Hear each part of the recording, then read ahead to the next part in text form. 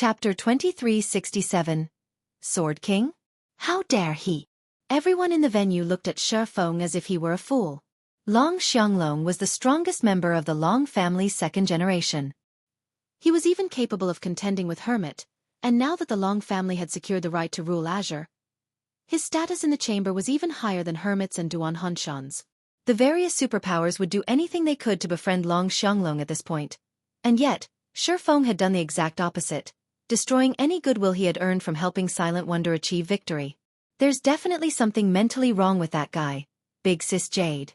After that outburst, Zero Wing had likely lost any access to Azure's resources, the blue-clad assassin beside Jade Bamboo said, frowning. Long Xianglong was the second most influential person from the Long family's second generation. He had the authority to decide much regarding the family's and Azure's future. Even if he decided against attacking Zero Wing after Xueqi's offense, it was almost certain that the guild wouldn't get anything from the Azure Chamber of Commerce. Everything Zero Wing had invested in this competition was for naught. What is he thinking? Jade Bamboo felt as if she were going mad as she watched Xueqi. Does he think that helping Silent Wonder win this competition is enough to stand on equal footing with Long Xianglong? Earlier, Duan Hanshan hadn't called Long Xianglong Lunatic Long, because the man was a fighting maniac, but because of the way he conducted himself. Once Long Xianglong decided to do something, no one could dissuade him. He would try to achieve his goal at all costs. It was easy to imagine what outcome awaited Xueqi for offending the man. Xueqi had already secured Azure's bountiful resources for his guild, yet he had thrown that away just as quickly. Not even a fool would be so wasteful, yet Xueqi had done so without any hesitation. Jade Bamboo had just finished a report to her alliance master and proposed a partnership with Zero Wing, too. I knew this kid wouldn't play by the rules. This is going to be interesting, Duan Hanshan said, grinning. Duan Hanshan was known for how protective he was of his faction's members in the Azure Chamber of Commerce, but he also knew how to view the bigger picture and prioritize. Long Xianglong, however, didn't. The man only prioritized his own goals, which was why Duan Hanshan didn't want to quarrel with him. While whispered discussions filled the venue, Long Xianglong turned toward Xueqi. What? Do you think I'm wrong? Long Xianglong asked in a warning tone. With those words, everyone felt a chill crawl down their spines. Long Xianglong hadn't said much, but they could all hear his rage. They had no doubt that the man would attack anyone who dared to speak up. And yet, when Burning Owl heard the warning, he wiped the sweat from his brow and sighed in relief. Thank goodness Third Uncle didn't just attack, but Black Flame should know how to back off. Burning Owl was very familiar with his third uncle's general attitude. It always gave him huge headaches when he had to deal with the man. He had thought his third uncle would have attacked Xueqi without a second thought. Fortunately, Long Xianglong had held back out of respect for Silent Wonder. Even an ordinary expert would realize what the man was thinking as they faced his third uncle's frightening killing intent. As long as Xueqi had half a brain, he should know how to respond. However, Xueqi's reply dumbfounded Burning Owl and the various superpowers' upper echelons. That's right. That assumption is incorrect, Xueqi immediately replied. Wonder might be able to develop well in Azure, but her development in Zero Wing would be just as successful. Silent Wonder's talent went without saying. Not only had she been one of the 10 great Grandmaster alchemists in the past, but she had also been a Tier 5 powerhouse. Even the various superpowers had been helpless against her without dispatching a Tier 6 God-ranked expert. Although the Azure Chamber of Commerce had a foundation that rivaled superguilds, Zero Wing was just as capable of nurturing experts. After all, Zero Wing had the extraordinary tower. None of the various superpowers had this advantage, and the Realms of Truth were far more beneficial to magical class players like Silent Wonder than the Realms of Refinement. If Silent Wonder could master the Realms of Truth, she would gain strength far beyond that of reaching the Domain Realm. This was the very reason that Violet Cloud commanded more combat power than Fire Dance and Gentle Snow, despite having the same combat standards. Of course, as soon as Xueqi finished his statement, silence returned to the venue. Is his brain broken? Burning Owl nearly cursed aloud when he heard Xueqi argue. Not once but twice. Xueqi had provoked his third uncle twice. It's no wonder why this kid dared to provoke me earlier. It seems he had no fear of death. Duan Hanshan was stunned by Xueqi's response.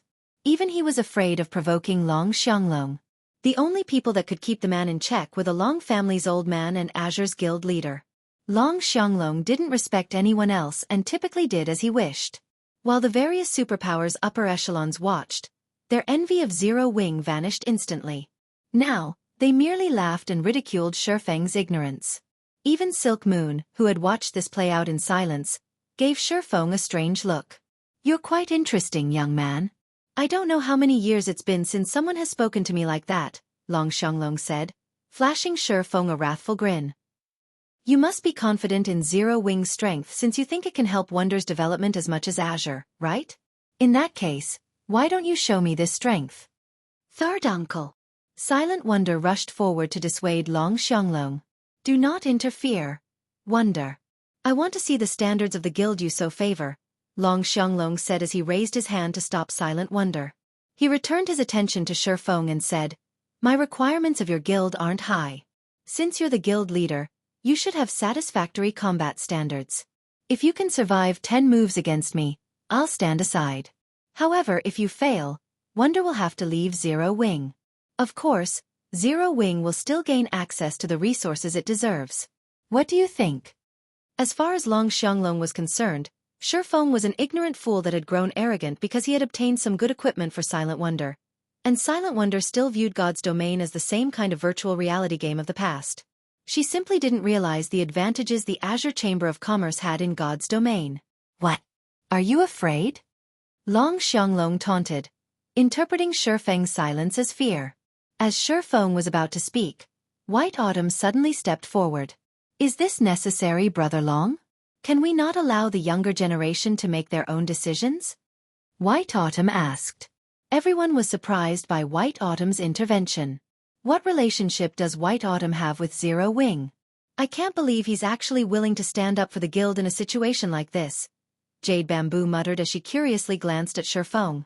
Now that the Long family ruled Azure, the various superpowers would fight for its favor. They'd do anything in their power to support Long Xianglong, and yet White Autumn chose to support Zero Wing. This was simply unbelievable. "Please do not try to stop this, Vice Guild Leader White. This is between us," Long Xianglong said. Although he was just as surprised, he rejected White Autumn's advice. "Brother Long, you misunderstand. I'm not trying to stand against you. I'm only doing this for your own good," White Autumn said, shaking his head as he smiled. Read latest chapters at Wuxia World. "Ew, what are you trying to say?" Long Xianglong coldly demanded. "I mean that you're no match for Guild Leader Black Flame," White Autumn explained with a sigh. "I'm not a match for him?" Long Xianglong laughed. "And why not? Do you think that Azure is no match for Zero Wing just because it has powerful weapons and equipment that Azure cannot secure its own?" Long Xianglong knew that Zero Wing had powerful foundations. He could easily evaluate Silent Wonder's equipment. As Zero Wing's guild leader, Shifeng's weapons and equipment should be just as good, if not better, than Silent Wonder's. But that didn't mean that the Azure Chamber of Commerce was inferior in this regard. It is because he is a Tier 3 Sword King. Chapter 2368.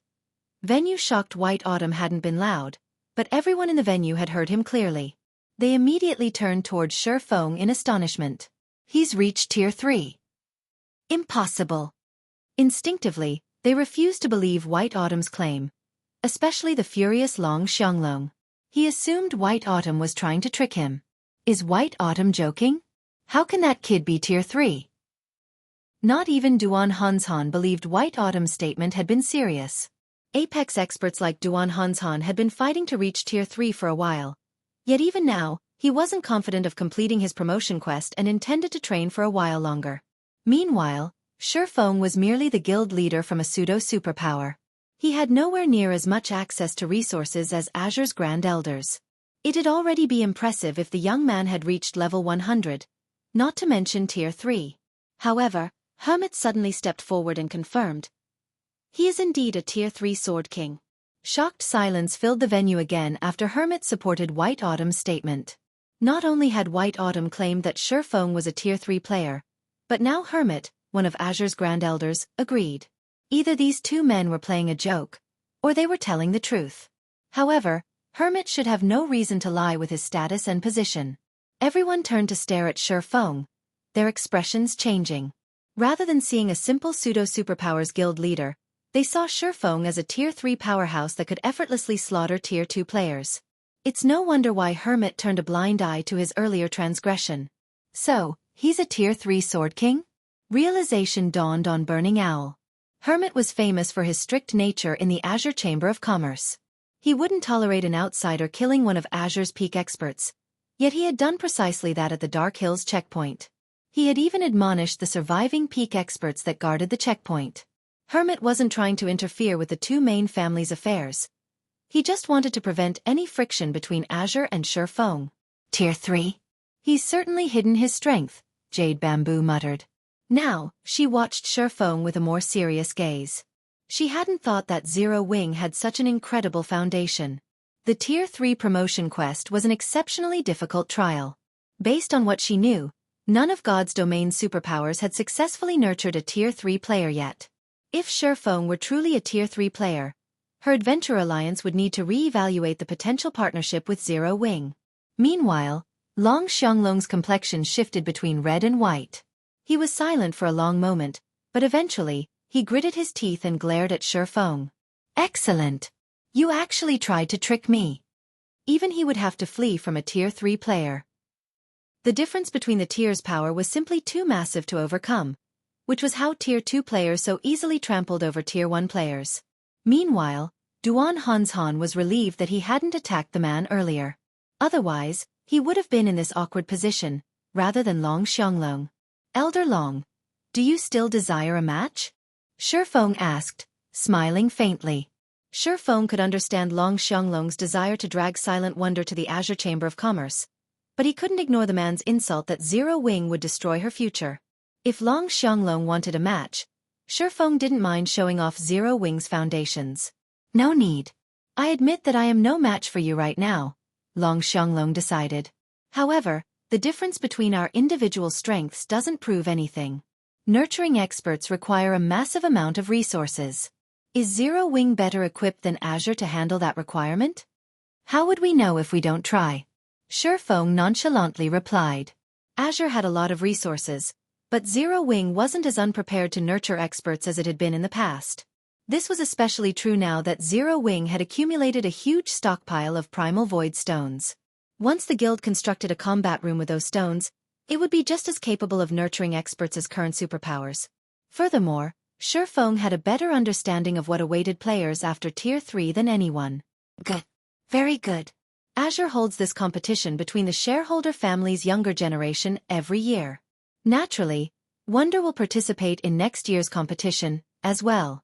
Show me how far she'll develop with Zero Wing without Azure's resources. Long Xianglong snarled before he turned and left. Third uncle. Silent Wonder felt anxious as she watched Long Xianglong storm off. Zero Wing had expended a lot of resources to help her improve. She had hoped to return the favor with resources from Azure once she had won the competition, but Long Xianglong's attitude made it clear that he had no intention of giving her guild a single cent. Don't bother, second sis. You know how third uncle is. We'll have to wait until he calms down to persuade him, Burning Owl advised, trying to ease Silent Wonder's nerves. She had no choice but to give up, despite how guilty she felt. Meanwhile, the various spectating powers joyfully grinned at Xueqi, especially Duan Hanshan. Despite helping the Long family a great deal, Zero Wing would walk away with nothing. Why wouldn't Duan Hanshan be pleased? Black Flame is very strong, but he's foolish. He threw away such a golden opportunity. Yan Xiaoqian looked at the man, a little disappointed. It seems Silent Wonder won't be a match for me in the next competition. Black Flame really is stubborn. If he hadn't provoked Long Xianglong, he would have secured precious resources from the Western continent. Not only would Zero Wing have grown stronger, but it would have had an easier time fending off the Otherworld's invading powers. But he's lost everything. What can he possibly do by himself? The blue-clad assassin beside Jade Bamboo surmised, just as stunned by Xueqi's performance as the rest of the crowd. Read latest chapters at Wuxia World. Xueqi might be very strong and deserve respect for reaching Tier 3 so soon, but he'd only have that advantage for a short time. His status as a Tier 3 player would be meaningless once the various superpowers experts were the same tier. How exactly did Zero Wing intend to compete with the Azure Chamber of Commerce then? Jade Bamboo nodded in agreement. She had planned to convince her alliance master to negotiate a partnership with Zero Wing, but it seemed that it was no longer necessary. Similarly, the other superpowers that intended to approach Zero Wing about an alliance dismissed the idea. Xueqi didn't remain in Demonstone Town after Azure's competition reached its end. He and Silent Wonder immediately teleported back to White River City. Since the very beginning, he had never viewed Demonstone Town's resources as important. He had only one thing on his mind: his territory in the Cold Spring Canyon. Once he developed the area, the resources Azure could offer would pale in comparison. Chapter 2369. Candlelight's new benefits. 2 lights flashed in White River City's teleportation hall as Xueqi and Silent Wonder returned. Although they had only been away from the city for about half a day, it had changed significantly. There were visibly more players in the teleportation hall than when they had left, and many of these players originated from the various otherworlds. Their life auras were clearly different from the main continent's ordinary players. Many of Star Moon Kingdom's original inhabitants couldn't help but envy these otherworld players when they saw them. Being a silver member in the Star Moon Adventurer Alliance is wonderful. The alliance actually lets them tag along with so many experts when questing and leveling up. A level 92 shield warrior in full level 90 mysterious iron equipment said as he watched a team walk toward the teleportation array. "I wonder when I'll get promoted to silver rank. When I do, my friends and guilds will die from envy." Silver members might get excellent benefits, but becoming one of the alliance's elites is easier said than done, one of the shield warrior's teammates, a level 93 assassin, said. Major powers from several other worlds founded the Star Moon Adventurer Alliance recently, and they've made huge investments in the alliance. As a result, they've substantially raised the requirements to reach silver rank. You only used to need to reach the Trial Tower's 5th floor to become a silver member, but now, you need to reach the early stage of the Trial Tower's 6th floor. That's old news. I've heard they've recently raised the bar to the 6th floor's middle stage, and you need to make significant contributions to the alliance. Isn't that a little too much? The level 92 shield warrior exclaimed. Even in our adventurer team, only a handful of people can meet that requirement. I know, right? The level 93 assassin said, sighing. As players' average combat standards rose, the requirements to be considered an expert increased as well, but even at this stage of the game, the various major powers considered a player an ordinary expert if they could reach the late stage of the Trial Tower's 5th floor. The Star Moon Adventurer Alliance, however, required its silver members to reach the 6th floor's middle stage, much to the despair of many of the alliance's ordinary experts. These otherworld powers are moving so quickly? Xueqi was surprised when he overheard the conversation. The various otherworld powers had only established adventure alliances to recruit independent players after encountering resistance on the main continent during his previous life. Since individually, these powers' abilities and resources were limited, they usually worked together to run an adventurer alliance. And yet, these otherworld powers had begun to work together much sooner than they had in the past. Naturally, this would have a greater impact on the main continent's various powers. After all, independent players made up the majority of God's Domain's player base. With this thought in mind, Xueqi hurried toward the Candlelight trading firm. The Otherworld Powers partnership would even have a massive impact on Super Guild's development, not to mention Zero Wing. If Zero Wing wanted to survive this invasion, not only would it have to grow its members' overall strength, but it would also have to recruit far more capable players. While they walked, Xueqi instructed Silent Wonder to level up so she could complete her Tier 3 promotion quest sooner than later. Her combat standards weren't low, and she was just a step away from the Void Realm. She shouldn't have any issues completing her promotion quest as soon as she reached level 100 with the help of the enhanced Crimson Sunset. She'd likely have an even easier time completing it than Cola and the others. The first thing Xueqi did upon returning to the Candlelight trading firm was to contact Melancholic Smile and have her prioritize the Crimson Dragon flying ship's production and material collection. He also told her to recruit more lifestyle players with high potential. After players reached level 100, lifestyle players would become a guild's main source of weapons, equipment, tools, and potions. The power that commanded the most lifestyle players would gain control over weapon and equipment supply after level 100. Fortunately, the various major powers would only figure this out once they began to explore level 100 neutral maps. Guild leader, the various otherworld powers have been rapidly expanding their lifestyle player recruitments lately. Moreover, they are offering considerably high salaries. It won't be easy to compete with the Adventure Alliance in this regard since it is an independent organization, Melancholic Smile said, smiling bitterly. To make matters worse, the kingdom's independent players have gone crazy since the Star Moon Adventure Alliance has published its membership policy. Some lifestyle players have even begun to withdraw from their large guilds to join the alliance. Although Candlelight had a massive competitive edge thanks to its 4-star shop in White River City, that edge was only effective against the various large guilds. Independent organizations like the Star Moon Adventure Alliance were a different story. As long as the alliance offered some benefits, both lifestyle players and combat players would be more than willing to join. The alliance's rules weren't particularly strict, after all. I understand. Xueqi nodded. But no matter what, we need to accelerate the trading firm's development. From now on, I intend to give normal members access to the meditation rooms as well, but they'll have to pay 10,000 GCPs per hour. We'll also open the research workshop to all internal members for 50,000 GCPs per half hour. Core members will receive a 20% discount for the research workshop. These conditions should be enough to lure in quite a few capable lifestyle players, Melancholic Smile said, her eyes glowing with excitement. The basic meditation room was extremely helpful to lifestyle players, especially those who hadn't yet reached the master rank.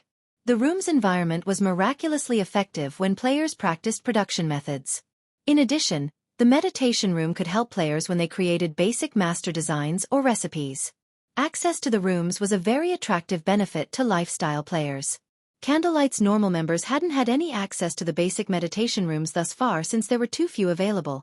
But now that Candlelight had a 4-star shop and 5 3-star shops, the number of rooms available had skyrocketed. Renting some of the basic meditation rooms to the trading firm's normal members wouldn't affect the internal members' development in the least. Moreover, Candlelight wasn't strict with its normal members. Normal members were only required to produce a certain number of items every day. If lifestyle players learned that they could rent basic meditation rooms as a normal member in Candlelight, they'd lose their minds. Only 3-star shops and greater had basic meditation rooms, and at this stage of the game, very few powers had 3-star shops, most of which were superpowers. Generally, these superpowers reserved the basic meditation rooms for their master lifestyle players. Normal members had no hope of using them. Read latest chapters at Wuxia World. EU. However, Candlelight's players, regardless of lifestyle rank, would be able to rent a basic meditation room in the Candlelight trading firm. Furthermore, based on the value of Candlelight's GCPs, 10,000 GCPs were only equal to 30 gold. Renting a basic meditation room for 30 gold an hour was a bargain that lifestyle players wouldn't find anywhere else in God's domain. The various adventure alliances might be able to offer more resources and freedom, but these factors wouldn't be nearly as helpful to a lifestyle player's development as a basic meditation room. Xueqi left Melancholic Smile to oversee the adjustments and recruitment. He then resumed the Crimson Sunset's production to help the guild's core members prepare for their Tier 3 promotion quests. After half a day of work, White Autumn's Secret visited the Candlelight trading firm to fulfill his transaction with Xueqi. In exchange for 50 Crimson Sunsets, Xueqi instantly obtained 900,000 gold and 600,000 magic crystals. I finally have enough money. Time to visit the Adventurers Association. Xueqi brimmed with confidence as he gazed at the astronomical sum of coins in his bag. He left the Candlelight trading firm immediately, heading toward the Adventurers Association. Chapter 2370. Night Division takes shape. White River City, Adventurers Association. Due to the new Star Moon Adventure Alliance in Star Moon Kingdom, White River City's Adventurers Association had become extraordinarily lively. When Xueqi arrived, he spotted teams entering and leaving the building. Nearly half of these players were from other worlds. There were now many times more otherworld players than there had been several days ago. Moreover, every one of these otherworld players was impressively strong, with the lowest level among them level 98, while many had already reached level 99. These otherworld players' average level was far higher than the local players. There are so many people here. Has it started already? Xueqi was a little surprised as he watched the teams flow in and out of the association. The otherworld powers weren't the main continent's various powers' true opponent. Rather, it was the otherworld's general populace. When the planar passages had first opened, only the otherworld's asterisk major powers had been able to cross to the main continent since they had monopolized their respective passages. However, as the passages activated fully, Not even those major powers could control them completely, and as a result, players surged toward the main continent. Competition on the main continent had already been intense, and now, as powerful otherworld players joined the fray, it was easy to imagine the impact they had on the main continent's various powers. Players would especially fight over the resources in the various NPC cities. Take the Adventurers Association, for example. There were only so many high-ranked quests available, and with an increase in player population, it was natural that players would have fewer quests to complete. If resources became less available, the various large guilds' development would slow significantly. The guilds that hadn't bothered to focus on neutral maps, in particular, would suffer. This lack of resources would be fatal to them. This was why even superpowers had fallen prey to the otherworld powers in Xueqi's previous life. Even if the main continent's ordinary powers hadn't been directly affected by the invasion, the aftereffects had been more than enough to stagnate their development. Currently, Zero Wing had a wide sphere of development. The guild even had territory in neutral maps. Zero Wing shouldn't have any issues enduring the initial otherworld invasion. However, the guild still needed to be very careful with its operations. Otherwise, Zero Wing would suffer a severe developmental blow since multiple hostile superpowers were keeping an eye on it. Thinking up to this point, Xueqi entered the Adventurers Association. Administrator Lorraine, I wish to check the status of the night draft. Xueqi addressed the elven beauty that entered the VIP reception room he occupied. The 5,000 knights were crucial to his management of the Cold Spring Canyon. Although he had spent a lot of money to draft these knights, he hadn't bothered to visit the Adventurers Association since he hadn't had enough money. Finding willing and powerful NPCs wouldn't matter if he couldn't afford to hire them.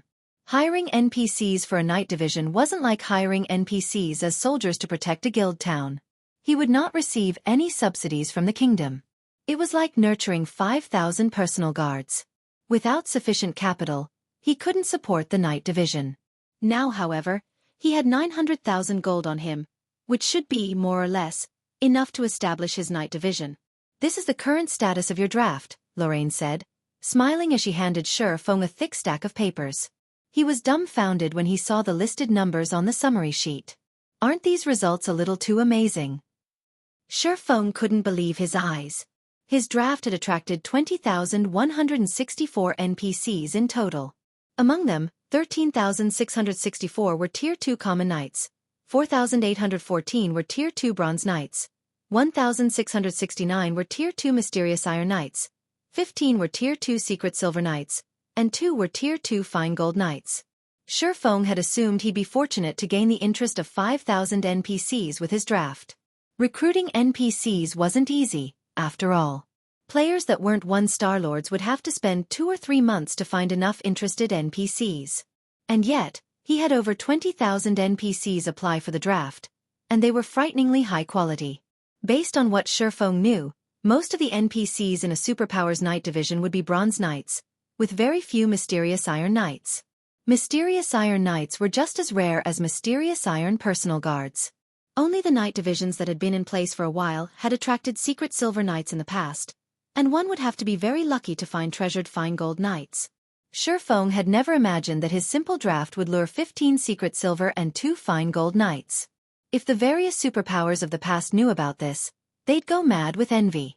As for Tier 3 NPCs, recruiting such a being was painfully difficult in God's domain because they were considered powerhouses in the game. They qualified to rule over a small city. Naturally, they wouldn't be willing to lower themselves to becoming someone's knight. However, when Xueqi saw the prices to recruit these NPCs, his excitement vanished. The Bronze Knights only requested a weekly salary of 30 gold, with a 20 gold per week nurturing fee, but the knights of higher ranks cost far more. Mysterious Iron Knights requested a weekly salary of 70 gold and a 30 gold per week nurturing fee.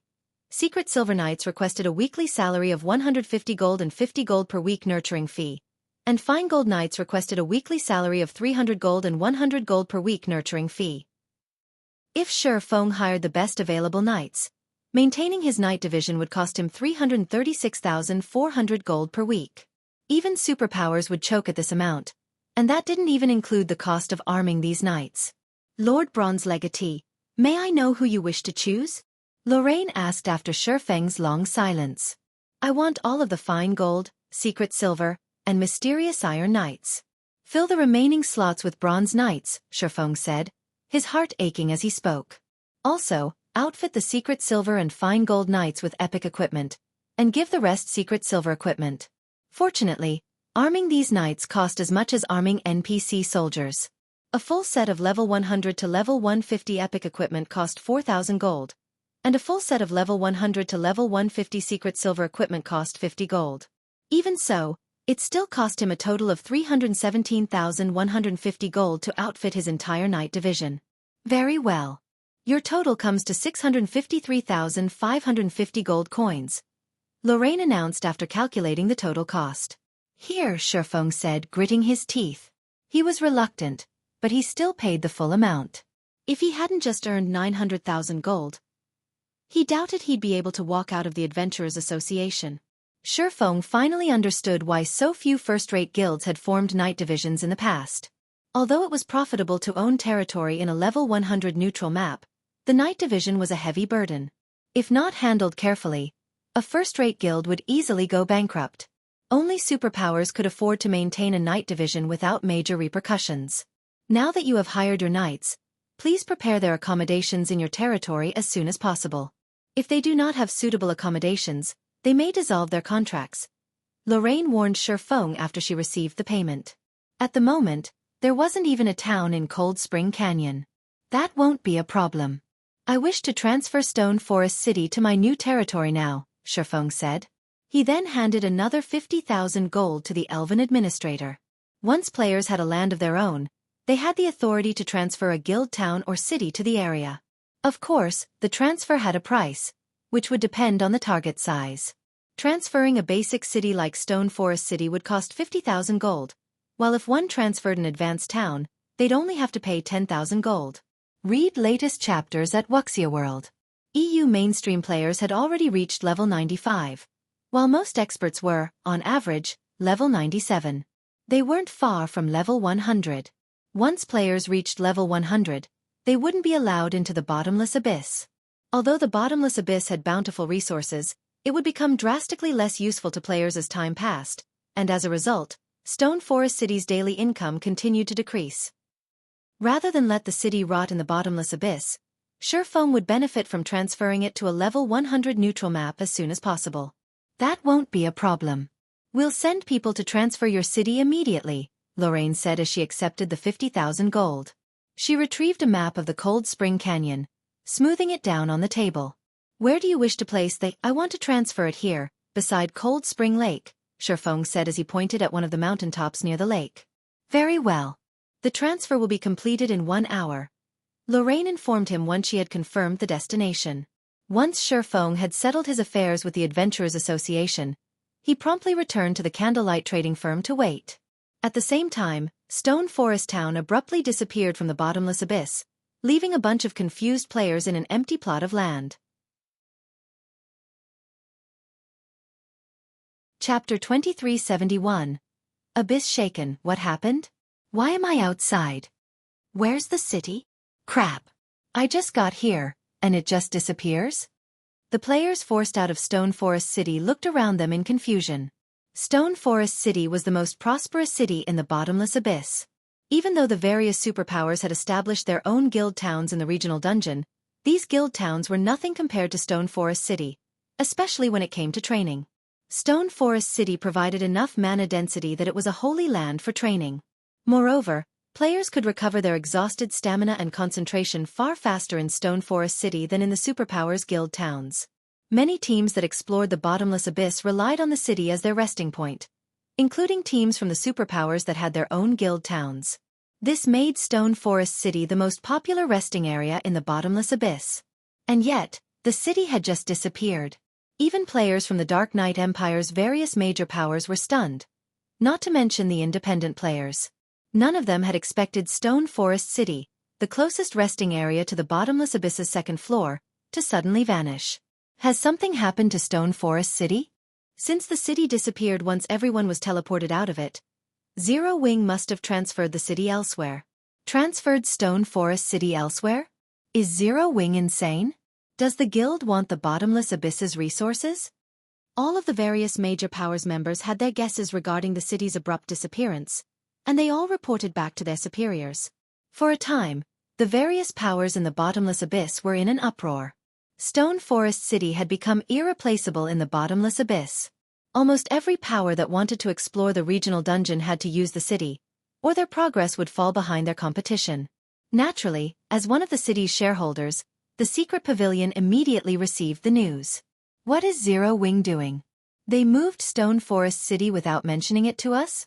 Don't they know that this is a crucial moment for conquering the bottomless abyss? Yuan Tiexin's expression darkened as he read the latest report. Currently, the various superpowers were frantically trying to explore the bottomless abyss's third floor.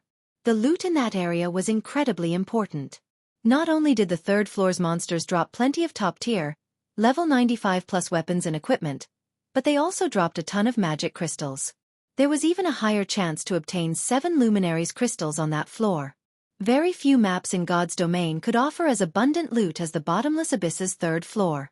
Moreover, since the planar passages had opened, the situation on the main continent had become painfully tense.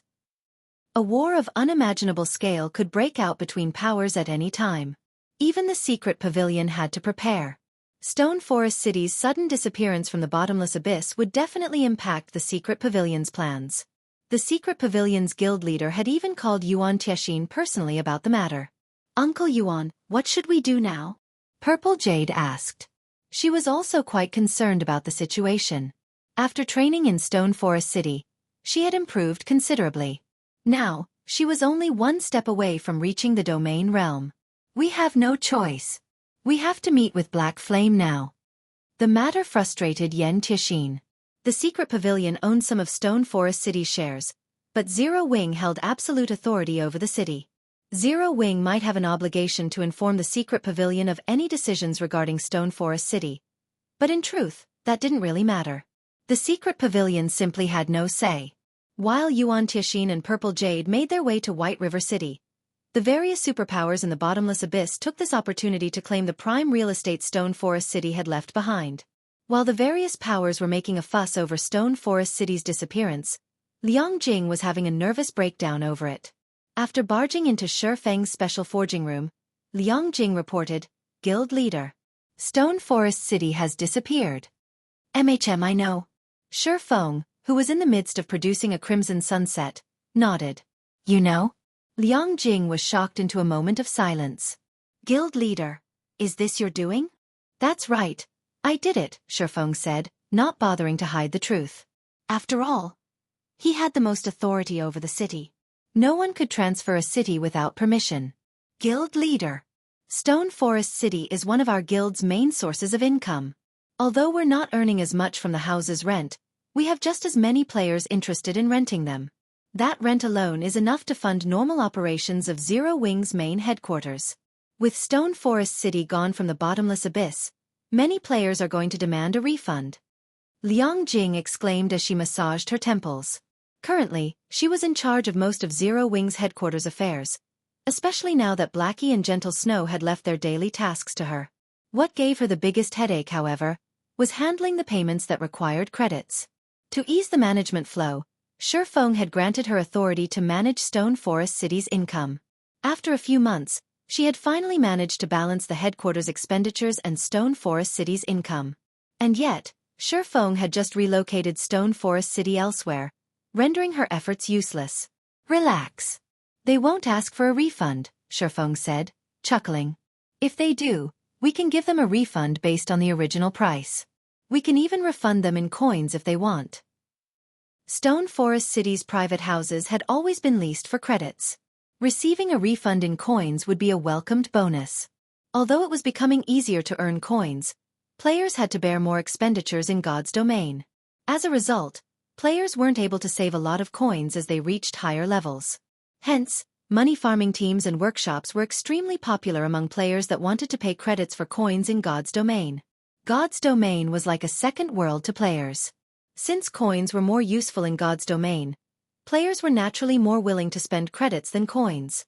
"If we do that, we'll still have to pay at least 100,000 gold in refunds," Liang Jing said, exasperated at Shi Feng's nonchalant attitude. At this point, she was neither Chairman Zhao's secretary, nor was she ignorant of God's domain. On the contrary, She spent more time in the game than in the real world. She knew exactly how valuable 100,000 gold was. Even to the various superpowers, it was a significant sum. Here's 100,000 gold. Hold on to it for now, Xuefeng said as he passed the gold to Liang Jing. He then continued, later, send me a summary of how many people wanted a refund. I intend to hold a leasing auction for the empty houses. We'll start the bidding at 30,000 credits per week. 30,000 per week? Liang Jing gaped when she heard the price. When Stone Forest had still been in the bottomless abyss, they had leased the private houses for 40,000 to 50,000 credits per month, except for the first month's auctions. Even so, most players couldn't afford the rent. Yet now, Xuefeng wanted to lease the houses for 30,000 credits per week. It was utterly insane. The bottomless abyss was the best grinding spot in God's domain at the moment. Outside of the regional dungeon, the property value in Stone Forest City would plummet. Read latest chapters at Wuxia World. EU, take care of the necessary preparations, Xuefeng said, not bothering with the task. He sent Liang Jing away to take care of Stone Forest City's new leasing plan. He had already considered the consequences of relocating Stone Forest City out of the regional dungeon. The city did provide a considerable supply of top-tier, level 95+ weapons and equipment, but that wasn't what Zero Wing needed most right now. The guild needed funds and strength. Rather than trying to squeeze the bottomless abyss for everything it had, Zero Wing would benefit more from focusing on level 100 neutral maps. Exploring these areas would be particularly profitable since the various superpowers were just beginning to encounter level 100 neutral maps. It was an opportunity for Zero Wing to make a killing, and there wouldn't be another in the future. Shortly after Liang Jing left, Xuefeng heard the sound of a system notification. System. Stone Forest City's transfer is complete. You may open Stone Forest City at any time.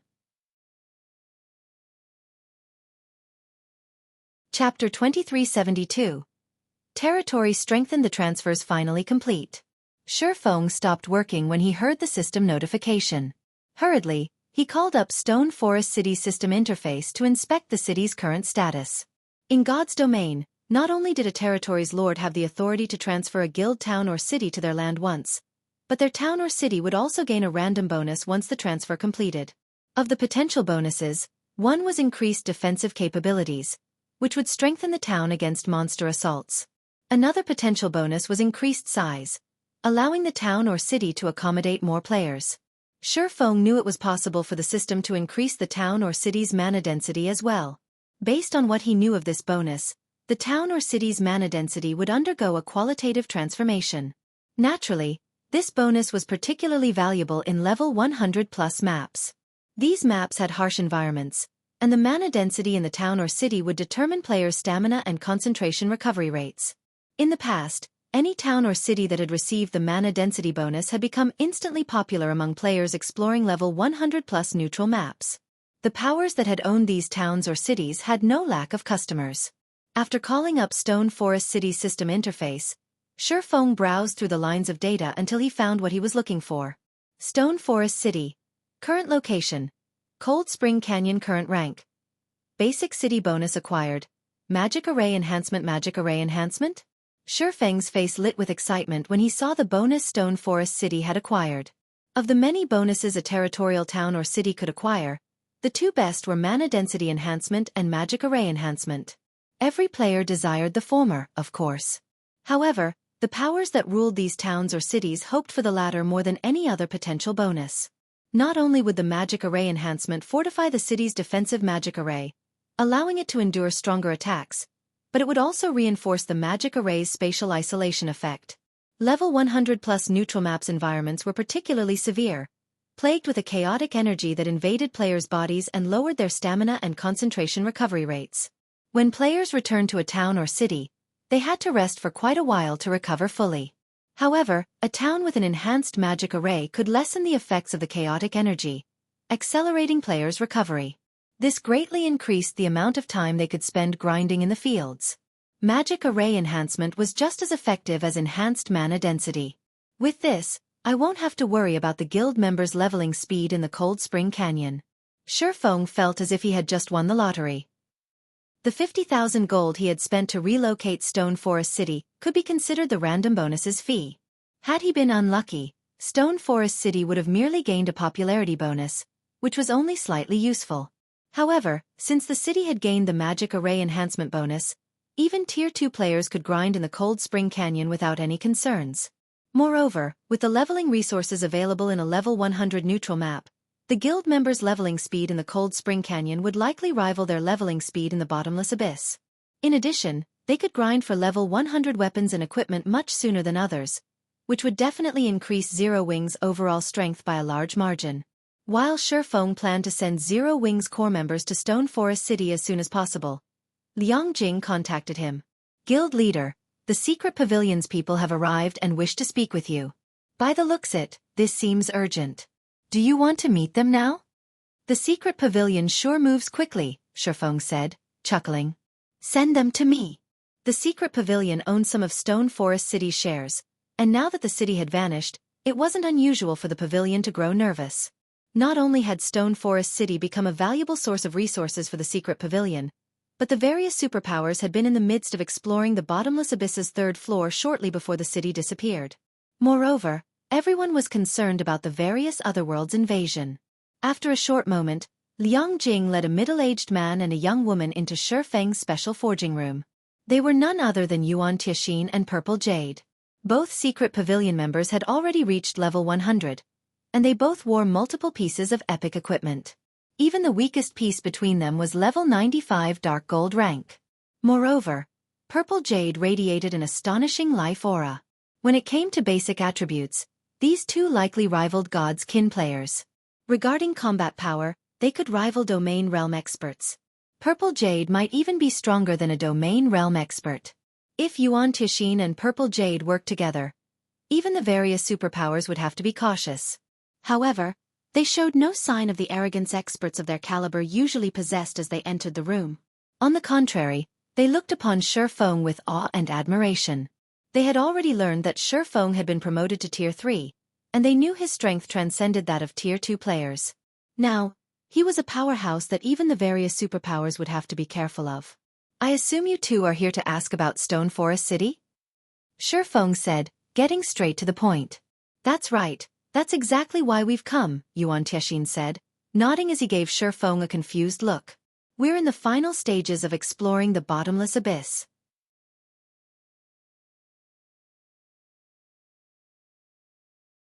Chapter 2373.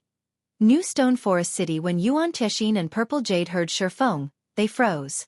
His statement felt like a curse to both of them. Is this true, Guild Leader Black Flame? Snapping out of his daze, Yuan Tixin couldn't hide his excitement as he gazed at Xueqi. Even his breathing had become a little rushed. He showed none of the composure someone of his status should possess. The various superpowers were doing all they could to explore level 100 neutral maps.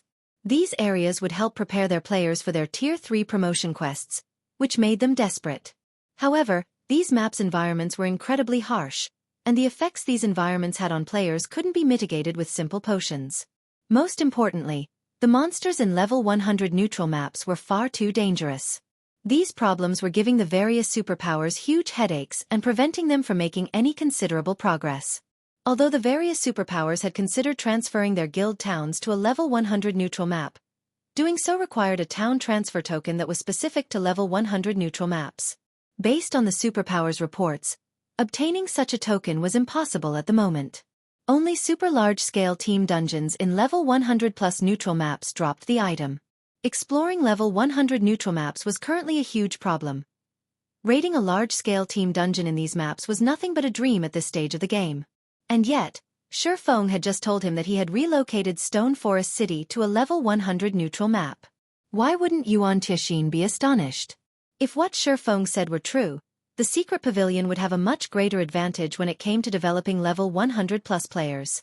Of course, Xueqi said, smiling. Is the secret pavilion interested in my condition now?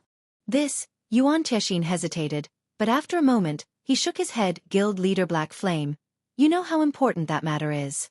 If we revoke Starlink's membership, we'll essentially be cutting off all relations with the guild. Meanwhile, Starlink had increased the scale of its operations. In fact, it now had influence across both main continents. Many superpowers are fighting to ally with the guild. Even if you offer more of Stone Forest City's shares, I doubt our guild leader will agree to the condition. Please reconsider. Guild leader Black Flame. Demoting Starlink from an advanced member to a normal member and revoking Starlink's membership were two very different things. Starlink's demotion had only reduced the amount of resources and connections the pavilion received from the guild, but if the secret pavilion revoked Starlink's membership, it would lose all access to those resources and connections. Zero Wing had absolute authority over Stone Forest City and could refuse to open the city to the public, which would prevent the city from earning income, and the secret pavilion would lose access to the city's benefits. Unfortunately, the secret pavilion found those losses more acceptable than losing access to the resources and connections Starlink could provide. In the long run, Starlink's resources and connections would benefit the secret pavilion far more than some convenience when exploring a level 100 neutral map.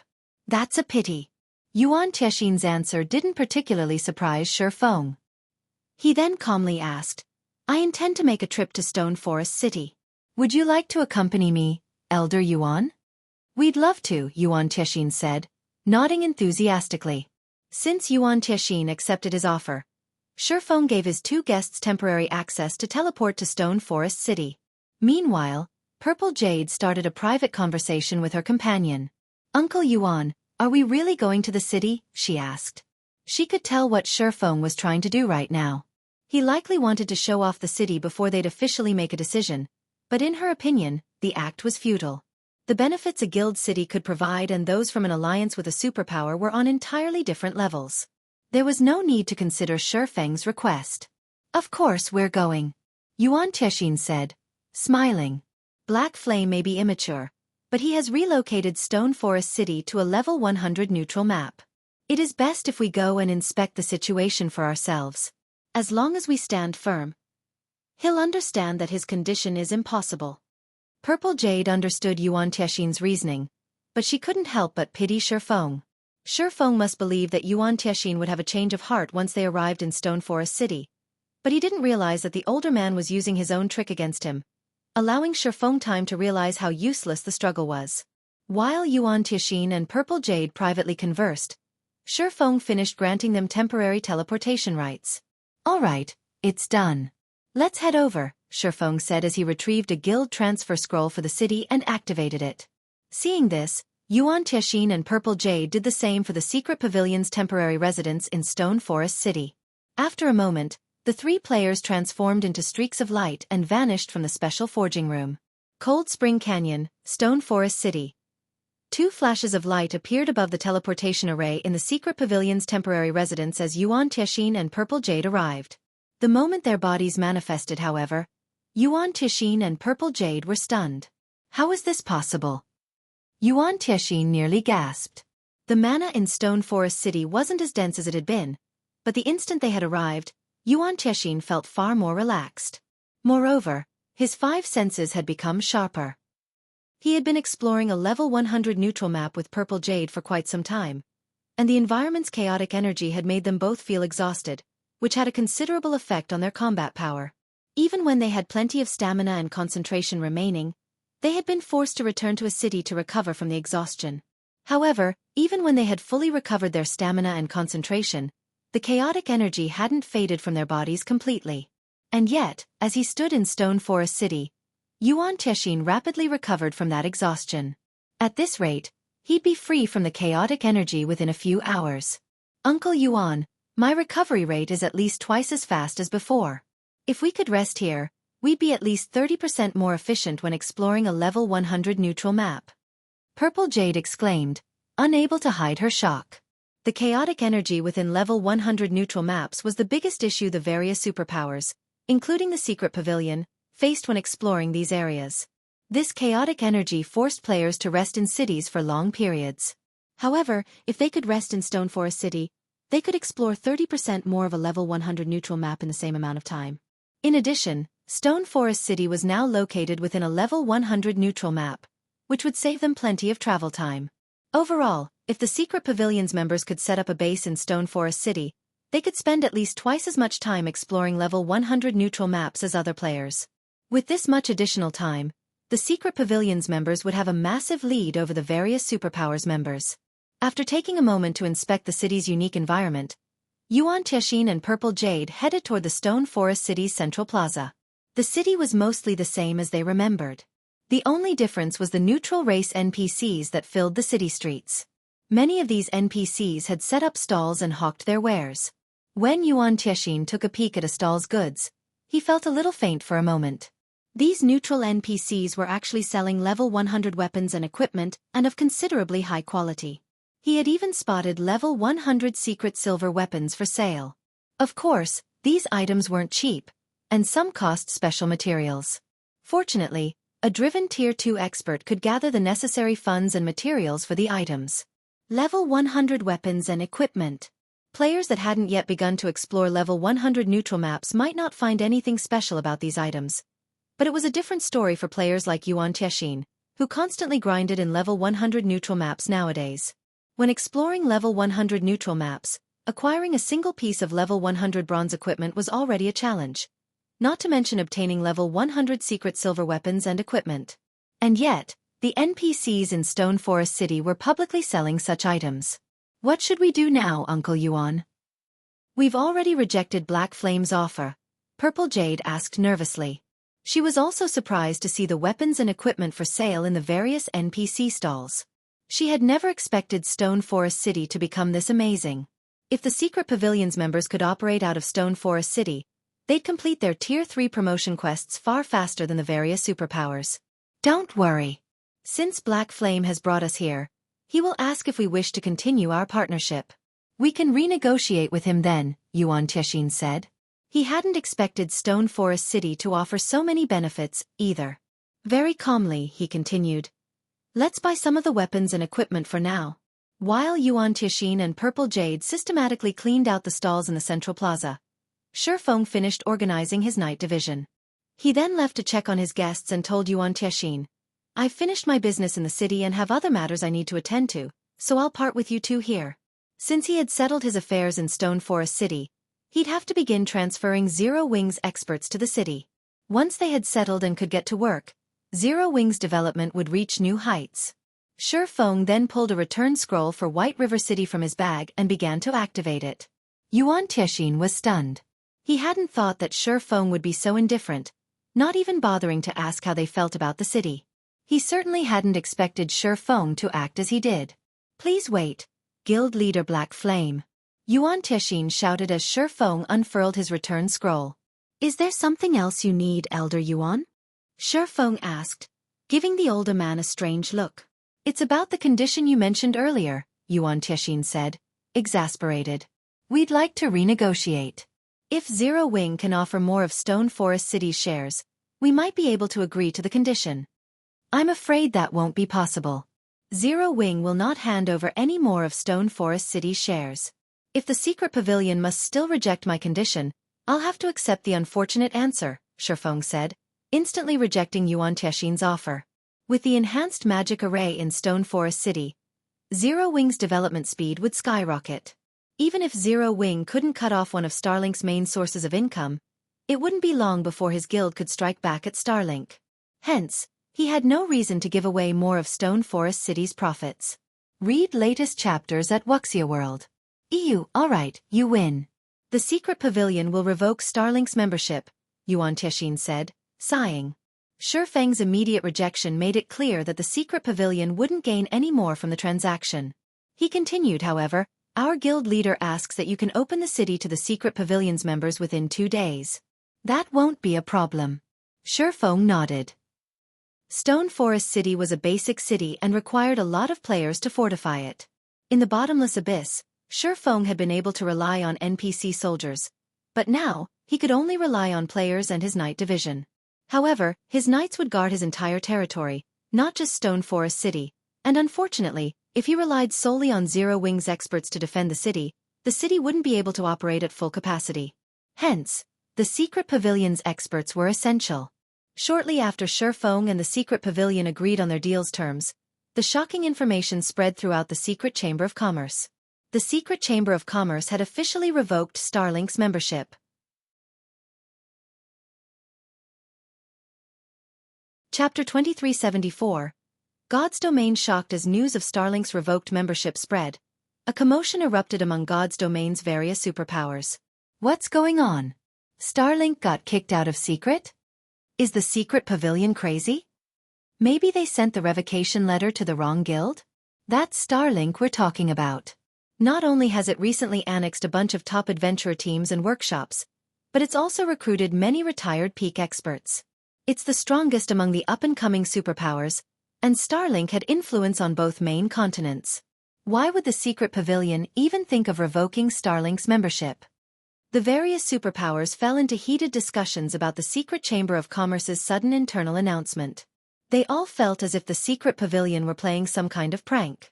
Many of God's Domain's chambers of commerce were trying to recruit Starlink to obtain the resources and connections it had to offer.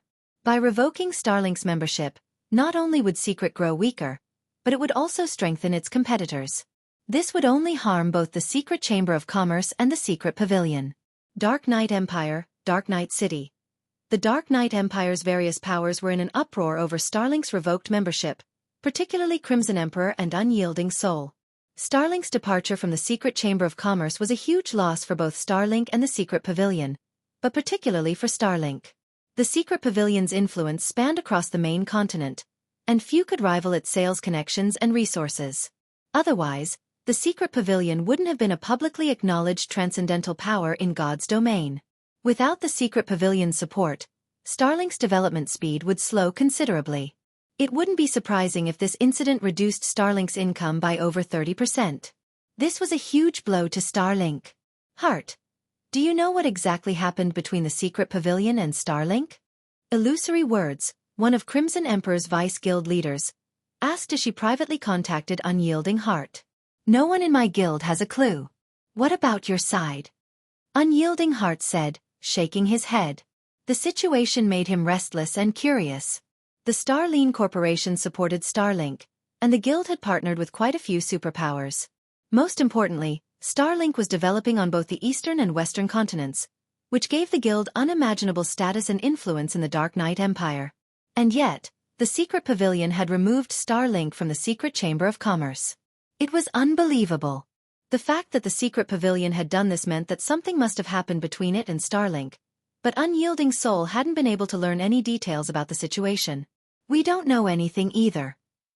Not even our spies in Starlink have a clue, Illusory Word said, frowning. The Secret Pavilion has always maintained a neutral stance regarding the Secret Chamber of Commerce. I have never heard of Starlink provoking the Secret Pavilion either, yet it abruptly revoked Starlink's membership. It's possible that Starlink has provoked some transcendental existence, and the Secret Pavilion was forced to make this move. If we don't get to the bottom of this, the Dark Knight Empire will become a very dangerous place to develop. The various otherworld powers had been rapidly spreading across the continent, and it was only a matter of time before a massive war erupted between the main continent's powers and those from the various otherworlds. The main continent's resources were limited, after all, and some people were destined to be eliminated. Seeing a superpower like Starlink in such a situation, if Unyielding Soul and Crimson Emperors, lesser superpowers, were not careful, their names could be permanently removed from God's domain. I know. That's why I've already tasked people to poke around in the Secret Pavilion. It shouldn't be long before we have an answer, Unyielding Heart said, nodding. He too understood how severe the matter was. Since some mysterious power, which was strong enough to force the Secret Pavilion to abandon Starlink, had arrived, ordinary superpowers like them wouldn't have a place in the Dark Knight Empire if they weren't careful and accidentally provoked this mysterious newcomer. Unyielding Heart wasn't overly surprised that a new mysterious power had arrived. The planar passages were open now, and although he didn't understand much about God's domain's multiple otherworlds, those he was familiar with were strong enough to make him shudder. It wasn't entirely impossible that some otherworlds had a secret power he didn't know about. While Crimson Emperor and Unyielding Soul fervently investigated the matter, other empires and kingdom superpowers did the same. This incident had sparked a passionate discussion in the Fire Dragon Empire, one of the continent's 4 great empires. The empire's various superpowers thought it best to take greater precautions during their important operations. The superpowers that had planned to declare a guild war, in particular, put their plans on hold, afraid of unexpected complications. Who actually has the strength to force the Secret Pavilion to abandon Starlink? Long Xianglong stared at the report in his hands in astonishment. Even on the western continent, Starlink was famous. Because of the guild's powerful background, even the Azure Gamber of Commerce H&D to show the superpower some respect. And yet, without warning, the The secret pavilion had abandoned Starlink. Even Long Xianglong found the situation a little unsettling. Should we warn second sis about this, third uncle? Burning Owl asked with a serious expression. Chapter 2375. New Stone Forest City opens. You're the one who caused this? Silent Wonder was stunned. For a moment, she even assumed Xueqi was joking. Starlink's removal from the secret chamber of commerce had already caused a commotion among God's domain's various superpowers. It made them all insecure, and they used everything at their disposal to look into the matter. They all wanted to know what kind of power could force the secret pavilion to make such a decision. And yet, Xueqi had just told her that he was responsible. How could she bring herself to believe him? That's right, Xueqi said, chuckling at Silent Wonder's incredulous look. Starlink was the reason that Zero Wing had been kicked out of the secret chamber of commerce a while ago. I'm only returning the favor. Returning the favor? How are you still in the mood to joke around at a time like this, guild leader? Silent Wonder asked, exasperated. Starlink is going crazy over this right now. If it finds out that Zero Wing is responsible, things will become very few powers could rival the secret chamber of commerce's expansive connections in God's domain. These connections might be of limited use to a pseudo-superpower like Zero Wing, but for Starlink, it was a different story. Losing Secret's resources and connections would be a huge blow to Starlink's operations. Coins and resources were the foundation of a guild's development, and without enough of both, it'd be surprising if Starlink didn't regress, let alone continue to dominate as a superpower. This incident would likely force Starlink to delay or cancel most of its plans. It would suffer unimaginable losses. If Starlink found out that Zero Wing was responsible for its removal from Secret, it would do everything in its power to annihilate the smaller guild. It wouldn't hold back as it had thus far. This time, Zero Wing had damaged Starlink's foundation, and practically every superpower in God's domain had heard about the incident. Starlink would become a laughingstock if it didn't retaliate. However, Starlink wasn't the same guild it had been in the past. Based on what Silent Wonder had learned from the Azure Chamber of Commerce, not only had Starlink grown stronger after the planar passage's opening, but it had also formed close alliances with a few otherworld superpowers. Recently, Starlink's shadow had stretched across adventure alliances that had been rapidly developing in the main continent's various kingdoms and empires. Now, even the Fire Dragon Empire's superguilds were wary of Starlink. These up-and-coming adventure alliances were impressively powerful. They might not look like it during peaceful times, but if they decided to move against a particular power, they could easily deal a devastating blow. God's domain's various large guilds had a lot of members, but most of the materials these guilds needed for their normal operations came from independent players, which were the majority of God's domain's player base. As long as Starlink paid the adventure alliances it secretly supported a small price, it could sever any power's source of resources. While Silent Wonder tried to figure out how she could keep this horrific information secret, the various superpowers received reports from their spies in the secret pavilion. Zero Wing was responsible for Starlink's removal. The moment the various superpowers' upper echelons received these reports, they gasped in shock. How is this possible? The secret pavilion abandoned Starlink for Zero Wing. Have its upper echelons gone mad? The various superpowers could not believe their eyes as they read their subordinates' reports, yet with the facts before them, they had to believe it. Amazing! Truly amazing! Zero Wing actually pulled such a feat off. Unyielding Heart was both overjoyed and stupefied when he heard the news. Neither Unyielding Soul nor Crimson Heart had been able to move against Starlink, yet a pseudo-superpower like Zero Wing had dealt an unprecedented blow. It was unbelievable. The secret chamber of commerce had been as precious as an arm to Starlink, and now that it had lost Secret's connections and resources, it had lost that arm. Even if Starlink retained its strength, its development speed would slow significantly. Zero Wing is actually this powerful? Illusory words read her subordinate's report in confusion.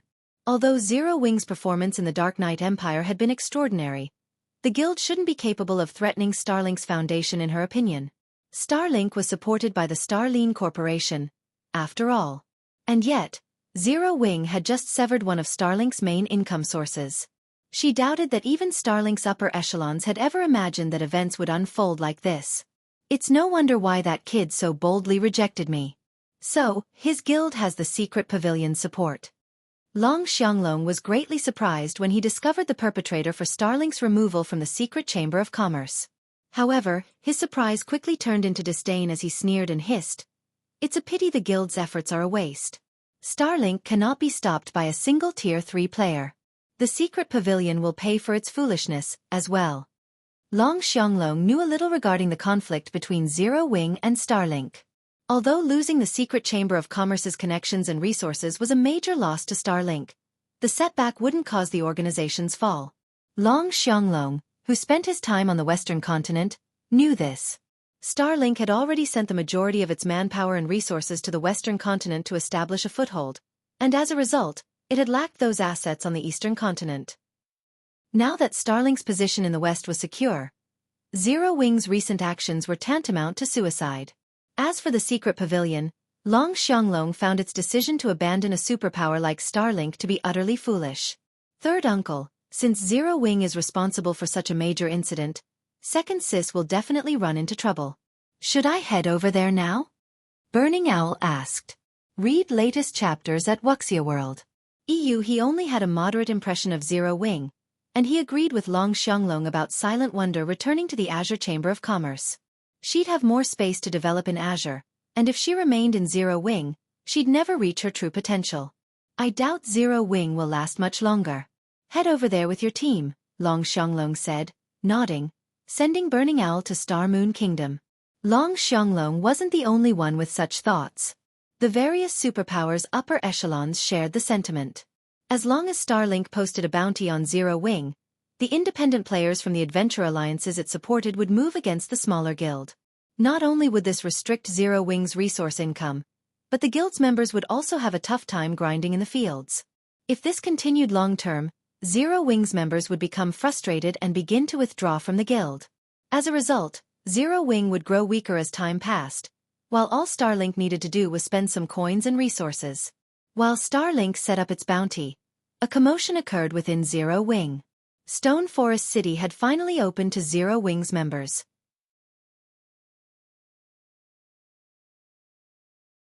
Chapter 2376, Leveling Heaven Star Moon Kingdom, White River City. Several dozen lights flashed in the teleportation hall as Burning Owl and his team arrived in White River City. So, this is Zero Wing's territory?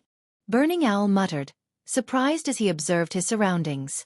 Usually, one could determine how prosperous an NPC city was based on how much activity there was in its teleportation hall. The average level of the players in the hall was also a testament to the region's average standards.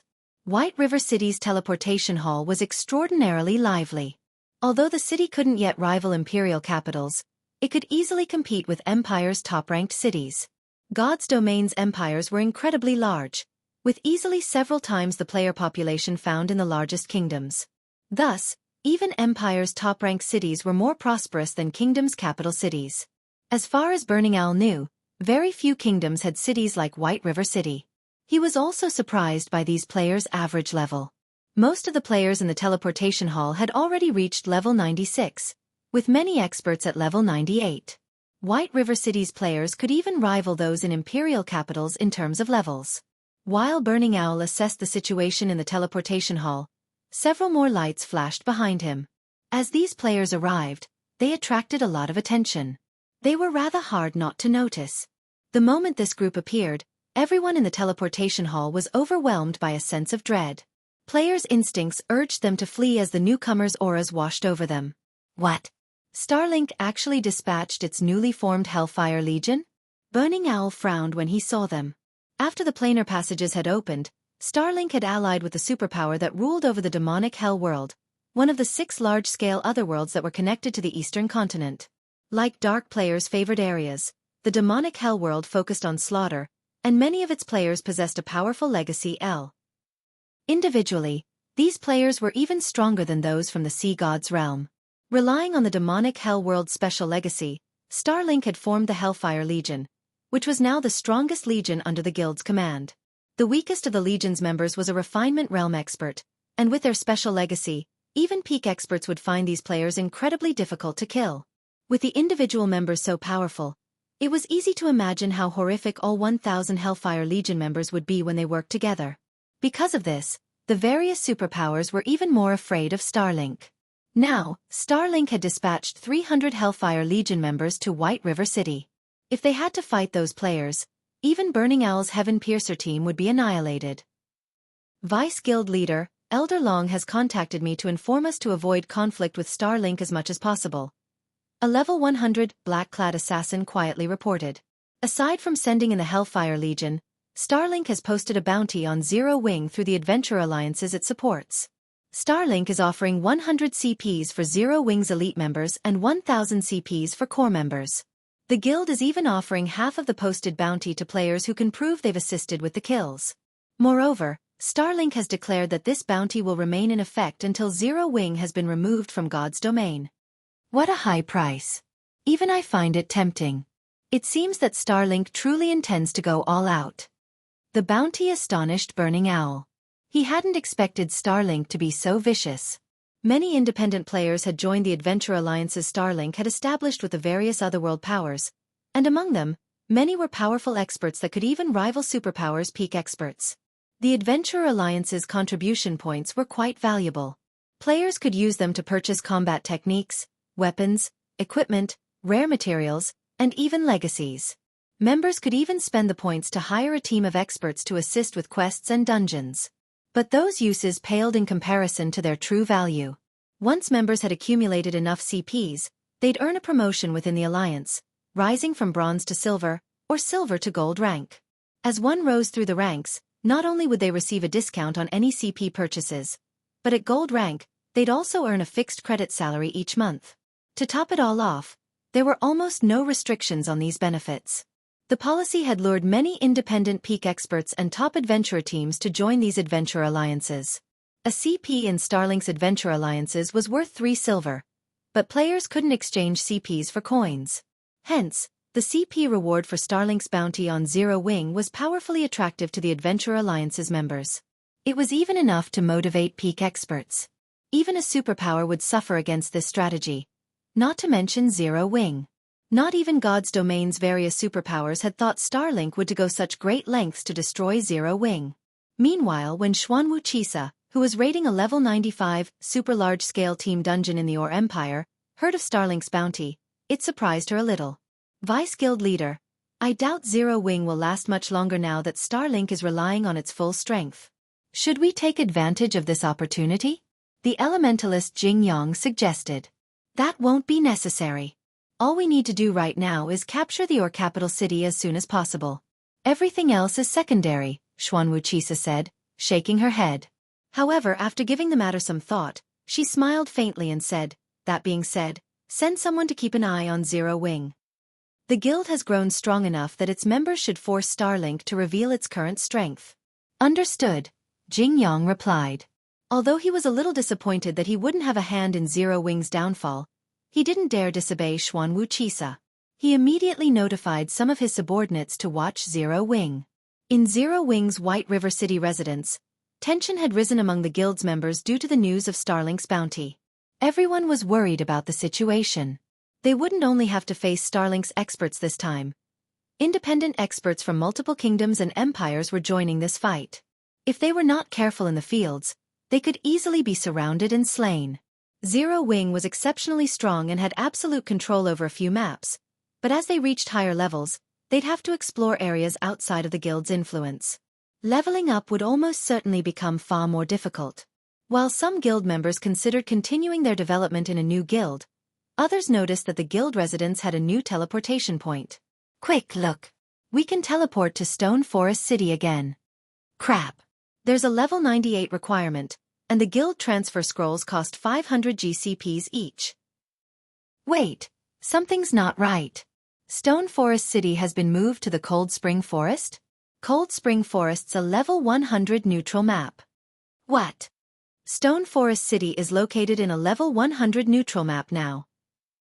When they saw the residence's new teleportation point, everyone was dumbfounded. They had never thought the guild would transfer Stone Forest City to a level 100 neutral map. Even the various superpowers only dreamed of accomplishing such a feat. Read latest chapters at Wuxia World. Some of the level 98 guild members gritted their teeth as they purchased a guild transfer scroll for Stone Forest City. Curious, They activated the scrolls the moment they received them. As soon as these level 98 members arrived in the city's residence, they were stunned by what Stone Forest City had to offer. Not only were their 5 senses sharper within the city, but they also spotted plenty of neutral NPCs selling level 100 weapons and equipment. Most importantly, they sensed the chaotic energy that corroded their bodies dissipating twice as fast as normal. With Stone Forest City's unique environment, it was a leveling haven. Shortly after Zero Wings members arrived in Stone Forest City, they spread the news throughout the guild, causing an uproar.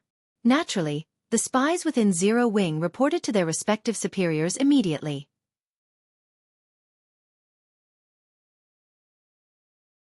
Chapter 2377. Enviable Stone Forest City. When they received the reports about Stone Forest City's new location, the various superpowers nearly went mad. Impossible! I thought we needed to raid team dungeons in level 100 neutral maps before we could obtain a town transfer token for those maps. Damn it! Zero Wing was actually able to do it. I want this investigated. We need to find out how Zero Wing accomplished this feat. When the various superpowers discovered Stone Forest Town's new location, the joy they had felt over Zero Wing's misfortune vanished instantly. Now, only envy and admiration remained. The various superpowers were desperate for means to accelerate their exploration in level 100 neutral maps. Unfortunately, they had found nothing, and their teams were helpless against these maps' environments and monsters. Yet the areas were the future of God's domain. Players could earn significantly more EXP from the monsters in those maps than monsters in lower-level maps. In addition, level 100 maps were the only sources of level 100 weapons and equipment at this point. The various superpowers could only afford to send a large number of players to challenge their Tier 3 promotion quests, once they had a sufficient amount of level 100 weapons and equipment. Moreover, fighting the monsters in level 100 neutral maps would be very helpful to players trying to improve their combat standards. Lower-level monsters were almost entirely different creatures, after all. Now that Stone Forest City was located in a level 100 neutral map, Zero Wing had an unimaginably massive advantage. Meanwhile, in the Dark Knight Empire's Dark Knight City, it's no wonder why Zero Wing dared to sever one of Starlink's main income sources. So, the guild still had such a card to play. Illusory words muttered, shock and envy flashing in her eyes. A guild city in a level 100 neutral map would do more than increase the guild members' leveling speed. It could also become a new source of resources for the guild. Level 100 neutral maps had more abundant resources than level 90+ maps, and these resources catered to level 100 players. The advantage these resources would provide was imposingly large. With Stone Forest City's new location, Starlink would likely be rendered powerless against Zero Wing. The two guilds were no longer playing on the same field. Even if Starlink could target Zero Wing via its various adventure alliances, the tactic would only be effective against Zero Wing's lower-level members. Any level 98+ members could easily avoid Starlink's bounty hunters by relying on Stone Forest City's level 100 neutral map. Moreover, they'd gain far more than they would from grinding in level 90+ maps. At this stage of the game, even mainstream players had reached level 95. Needless to say, Zero Wing's members, who were known for their high quality, would have reached higher levels. And the idea of Starlink targeting Zero Wing in a level 100 neutral map was a joke. If Starlink attacked Zero Wing in the Cold Spring Forest, Zero Wing could rely on its city's inherent advantages to beat its enemy to a pulp. Trying to sever Zero Wing from its resource sources was even more laughable. The various powers shops might still need lower-level resources, but they needed level 100+ resources far more. If Zero Wing were willing to trade these resources for lower-level items, no power would refuse it. Furthermore, Zero Wing still had the secret pavilion support. Stone Forest City will be very helpful to players when they challenge their Tier 3 promotion quests, Vice Guild Leader. If we can secure a temporary residence in the city, we'll have an edge over other superpowers when it comes to nurturing Tier 3 players. The level 100 Berserker beside Illusory Words realized, glowing with excitement. Players had to conduct their Tier 3 promotion quests in level 100 neutral maps, yet these areas were far too dangerous. Finding the lost Tier 3 legacies was also quite time-consuming. However, if players had a city like Stone Forest City, they'd be able to complete their promotion quests in far less time. I know. Unyielding Soul has certainly secured a huge advantage. When Illusory Words thought about Unyielding Soul, which had allied with Zero Wing a long time ago, She could not help but envy the guild. Make the necessary arrangements. We're going to negotiate with Zero Wing. I'll get it done immediately, the level 100 berserker answered. Aside from Crimson Emperor, a few superpowers had considered obtaining a temporary residence in Stone Forest City. Like Crimson Emperor, these superpowers promptly sent representatives to White River City. Nothing was more important to them than helping their players complete their Tier 3 promotion quests right now. Meanwhile, in an Adventure Alliance's residence in the Fire Dragon Empire. Nothing can stop Zero Wing now, Big Sis Jade. Zero Wing actually has a city in a level 100 neutral map. Not even Azure's Demonstone Town can hold a candle to Stone Forest City. The blue-clad assassin youth beside Jade Bamboo exclaimed. So, he was telling the truth. Realization dawned on Jade Bamboo when she read the latest report regarding Stone Forest City. When Xueqi had declared that Zero Wing could nurture Silent Wonder just as well as the Azure Chamber of Commerce and without Azure's resources, Jade Bamboo had found the notion laughable. And yet times had changed. With Stone Forest City's new location, Zero Wing would have no trouble acquiring the necessary resources to continue its rapid development. Not even the Otherworld's various powers could affect Zero Wing's progression. Meanwhile, in one of White River City's restaurants. How is this possible? Burning Owl felt as if he were dreaming as he read his subordinate's report. Zero Wing had successfully transferred Stone Forest City to a level 100 neutral map, which was something the various superpowers could only dream of accomplishing. Shortly after the various powers had learned about Stone Forest City's relocation, news had spread among the game's independent players, particularly those in White River City. Stone Forest City is amazing. If I could travel to the city, I'd reach level 100 in no time. That's not the only benefit you could get by operating out of Stone Forest City. One of my close friends is a core member in Zero Wing, and he told me that the city even enhances player senses. If you train in the city's battle arena, your progress will be miraculous. This won't do. I'm going to take the test to join Zero Wing. The latest news about Stone Forest City inspired many independent experts to join Zero Wing. Aside from the help the city could provide as players challenge their Tier 3 promotion quests, the fact that the city could help players gain more progress when training made it impossible to reject. Read latest chapters at Wuxia World. EU. For a time, the independent experts that had hesitated about joining Zero Wing due to the recent incident with Starlink fervently applied to the guild. Some of the independent experts from Starlink's Adventure Alliances even decided to switch sides, applying to become a Zero Wing member rather than target the guild. Because of Stone Forest City, many independent experts are now applying to join Zero Wing, guild leader. Based on the latest statistics, we've received over 10,000 new applications. Some of them are even from Starlink's Adventure Alliances. Liang Jing excitedly reported. I doubt even Starlink expected that the experts it sent to attack us would end up joining our guild. Zero Wing had constantly been trying to recruit new members and expand its operations, yet its efforts had yielded limited results. However, due to Stone Forest City's new location, a flood of experts had shown up to join the guild. This would undoubtedly make it easier for Zero Wing to manage its territories. Moreover, since a large number of experts from Starlink's Adventure Alliances had turned traitor, the pressure on Zero Wing's members in Star Moon Kingdom had lessened considerably. It's too early to celebrate, Xueqi said, chuckling. Since Lu Xinglua wants to play, we'll have to humor him. Spread the news that Zero Wing intends to establish a Star Moon Adventure Alliance in the kingdom. Any alliance member that reaches the silver rank will have access to Stone Forest City, while gold members will qualify to purchase a private house in the city.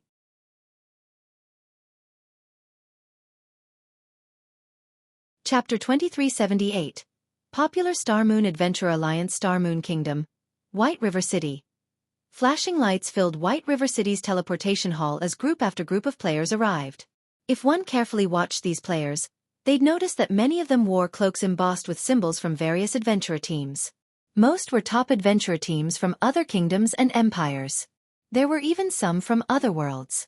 This is insane. Even Origin Curse, the Dark Knight Empire's third-ranked adventurer team, is making a move.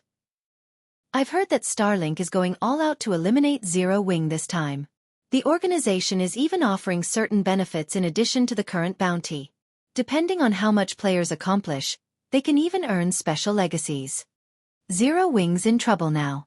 Most experts might have a problem with the environment and monsters in a level 100 neutral map, But peak experts and top adventurer teams shouldn't. I know, right? Getting to the Cold Spring Forest might be easier for Zero Wings members. But once they're there, Zero Wings ordinary experts will fall.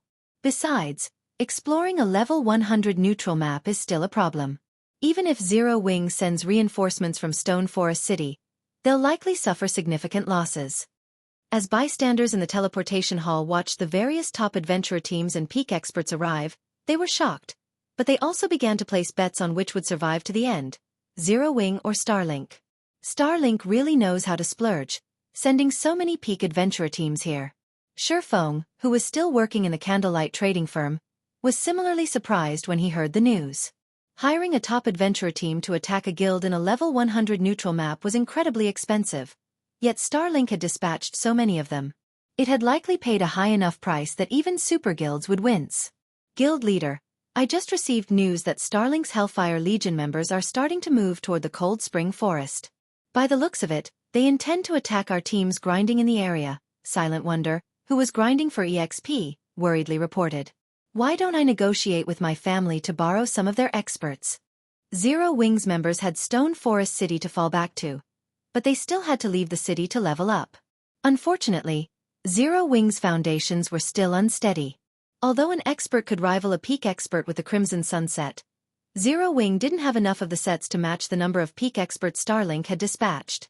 Of course, Starlink would suffer tremendously for taking such drastic action, but the organization was supported by the Starline Corporation. It had far more funds and resources than its opponent. Most importantly, several adventure alliances worked for Starlink. If this persisted, Zero Wing's position would become even more disadvantaged. That won't be necessary. You should just focus on leveling up, Xueqi said, chuckling. Starlink's foundations might be vast, but Zero Wing's no weakling.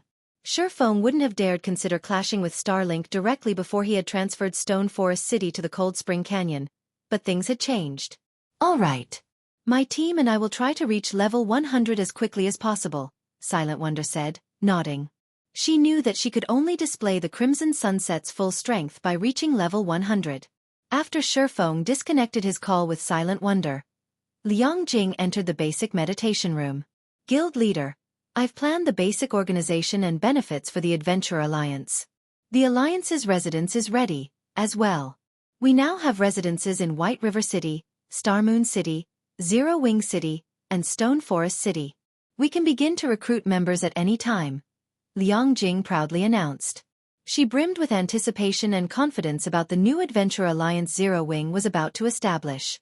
Independent players might consider the benefits the other Adventure Alliances offered outstanding, but those benefits were nothing compared to what Zero Wing's Adventure Alliance had to offer. All right, make the announcement to the public now then. Xueqi nodded. He had wanted to wait until the Azura Adventurer team had grown powerful enough before he established an Adventure Alliance on the main continent with Azura's help. But since Starlink had bared its fangs, he had no choice but to move his plans forward. With Xueqi's go-ahead, Liang Jing published the news on Starmoon Kingdom's official forums. She also sent her subordinates to manage the recruitment at the newly established Starmoon Adventurer Alliance's residences. In no time, the kingdom was in an uproar. What? Zero Wings establishing an Adventurer Alliance? Maybe it's a move to counter Starlink's assault, but Starlink's Adventure Alliances offer incredibly generous benefits. I doubt many people will be interested in Zero Wings. Wait, you're wrong. Look at what benefits the Starmoon Adventure Alliance is offering. Any silver member will have access to Stone Forest City, and gold members will qualify to purchase private houses in the city. A private house. Isn't that a little too generous?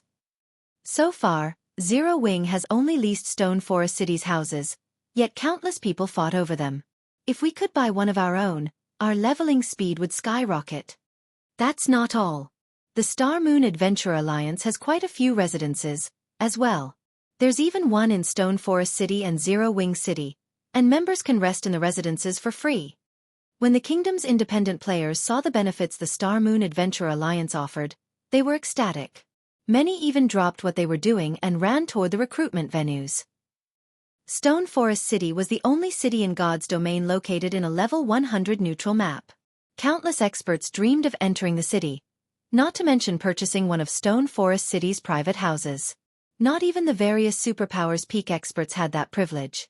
And yet, as long as they became a silver member in the Star Moon Adventure Alliance, they could visit Stone Forest City whenever they wished. For a time, independent players crowded the entrances to the Star Moon Adventure Alliance's residences. These players easily outnumbered those applying to join Zero Wing by more than a dozen times. There were even some peak experts among the crowds. Read latest chapters at Wuxia World. EU. Meanwhile, the adventurer teams that had come to White River City to target Zero Wing's members began to jump ship, one after another, applying to join the Star Moon Adventure Alliance. The kingdom's various major powers were stupefied. However, they found these results reasonable. How could Starlink's meager resources possibly compare to the benefits Zero Wing offered? After all, just being able to enter Stone Forest City would give players a massive lead in levels, not to mention the ability to purchase a private house in the city. Who would willingly miss out on the opportunity? Even independent experts from other kingdoms and empires made their way to Star Moon Kingdom when they heard the news. The Adventure Alliance's the various otherworld powers controlled rapidly lost members. While the Star Moon Adventure Alliance's member count ballooned, Xueqi received a message from Cola. Guild leader, we've completed our promotions.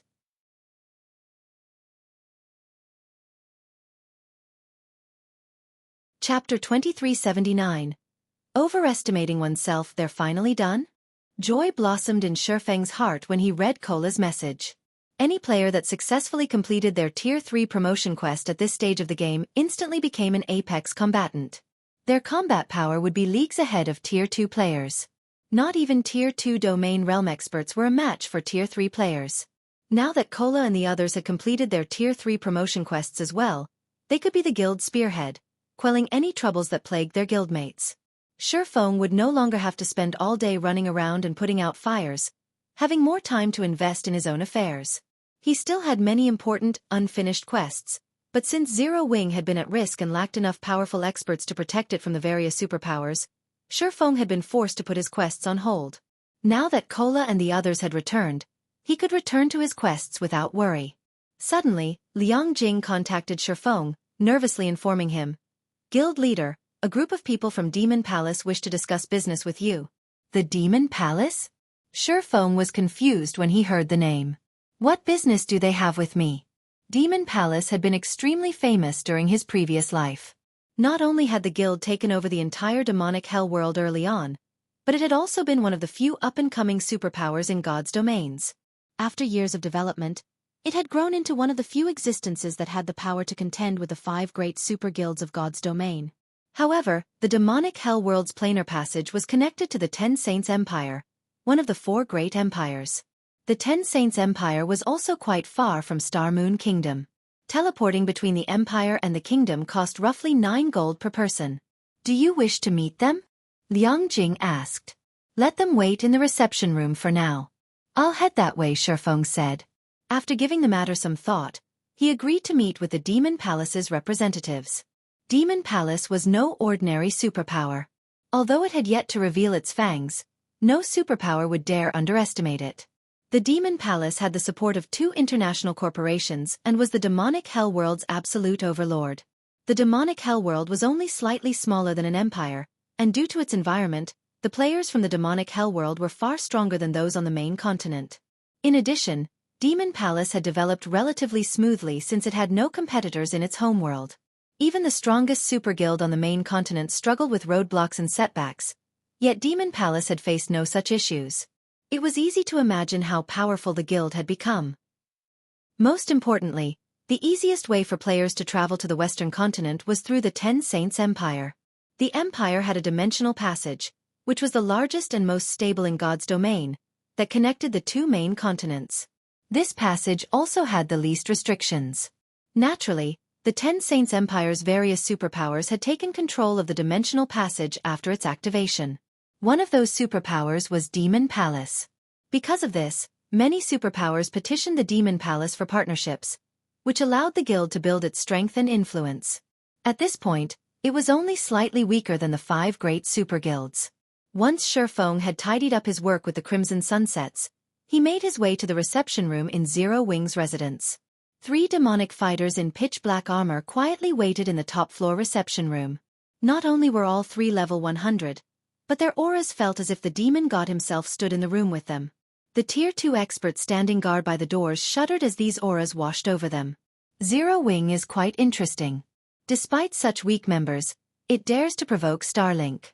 If these core members were in our guild, they wouldn't even be elite members, a white-haired youth said, shaking his head as he eyed the several Zero Wing core members that had just left the room. They are a little underwhelming, but this is a kingdom, after all. It's a miracle that they've grown this strong, a robust, 2-3-meter tall, middle-aged man calmly stated. Moreover, Zero Wing's guild leader has reached Tier 3.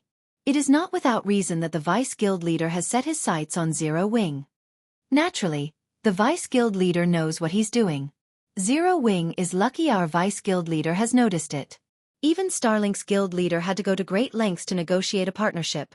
A tall, slim woman said with a reverent look whenever she mentioned Demon Palace's vice guild leader. As far as these three were concerned, neither Zero Wing nor the prosperous Starlink was of any significance. Only super guilds were worth Demon Palace's attention.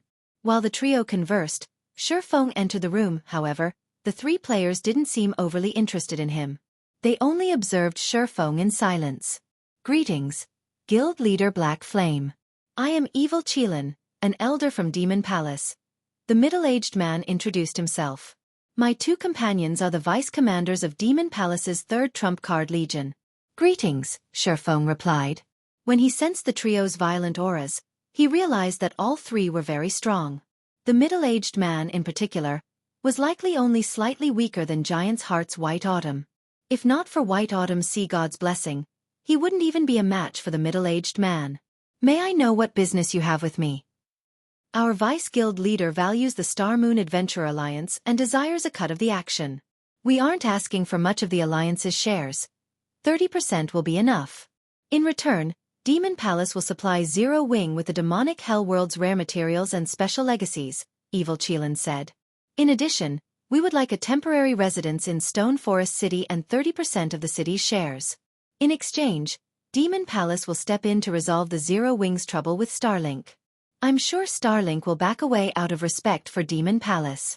With our members garrisoned in Stone Forest City, I'm sure we can provide a sufficient deterrent to the other superpowers if they have ideas of trying to steal the city.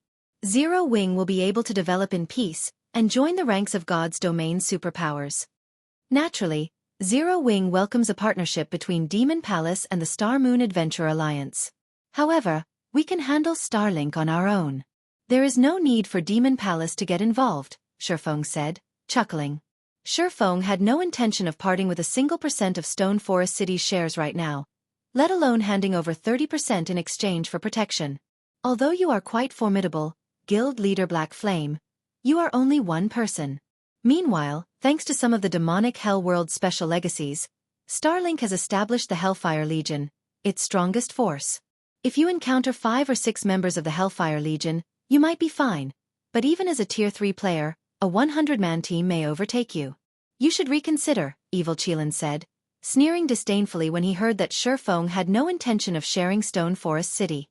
He assumed Xueqi must think himself invincible now that he had reached Tier 3, but even Tier 3 players would have to flee from a 100-man team from the Hellfire Legion, not to mention Zero Wing's other experts. Demon Palace had already shown a lot of respect by offering to help Zero Wing. Thank you for your warning, Elder Qilin, but I am confident that Zero Wing can cope with this situation on its own, Xueqi said. If there's nothing else, I'll be taking my leave. I still have other matters I need to attend to. Read latest chapters at Wuxia World. EU. After dismissing his guests, Xueqi stood and left the Demon Palace's representatives alone in the reception room. By the looks of it, Elder, it will be impossible to ally with Zero Wing regarding Stone Forest City. Black Flame is simply too arrogant, the white-haired youth beside Evil Qilin said. However, the Vice Guild leader told us to secure Stone Forest City. What should we do? It's fine. We can wait. Black Flame overestimates himself, but once Starlink takes care of Zero Wing, I'm sure he'll come to his senses, Evil Qilin said, sneering at the door Xueqi had left through. However, our demands will be much higher once he's desperate. The Star Moon Adventure Alliance had lured many experts away from Starlink's alliances, but the guild still had many peak experts and top adventurer teams on its side. Starlink also had the Hellfire Legion. With so many enemies at their doors, Zero Wings members shouldn't even think of stepping out of Stone Forest City. Shortly after Evil Cheelant's group left Zero Wings residence, another group of 24 players wearing Zero Wings guild emblems entered.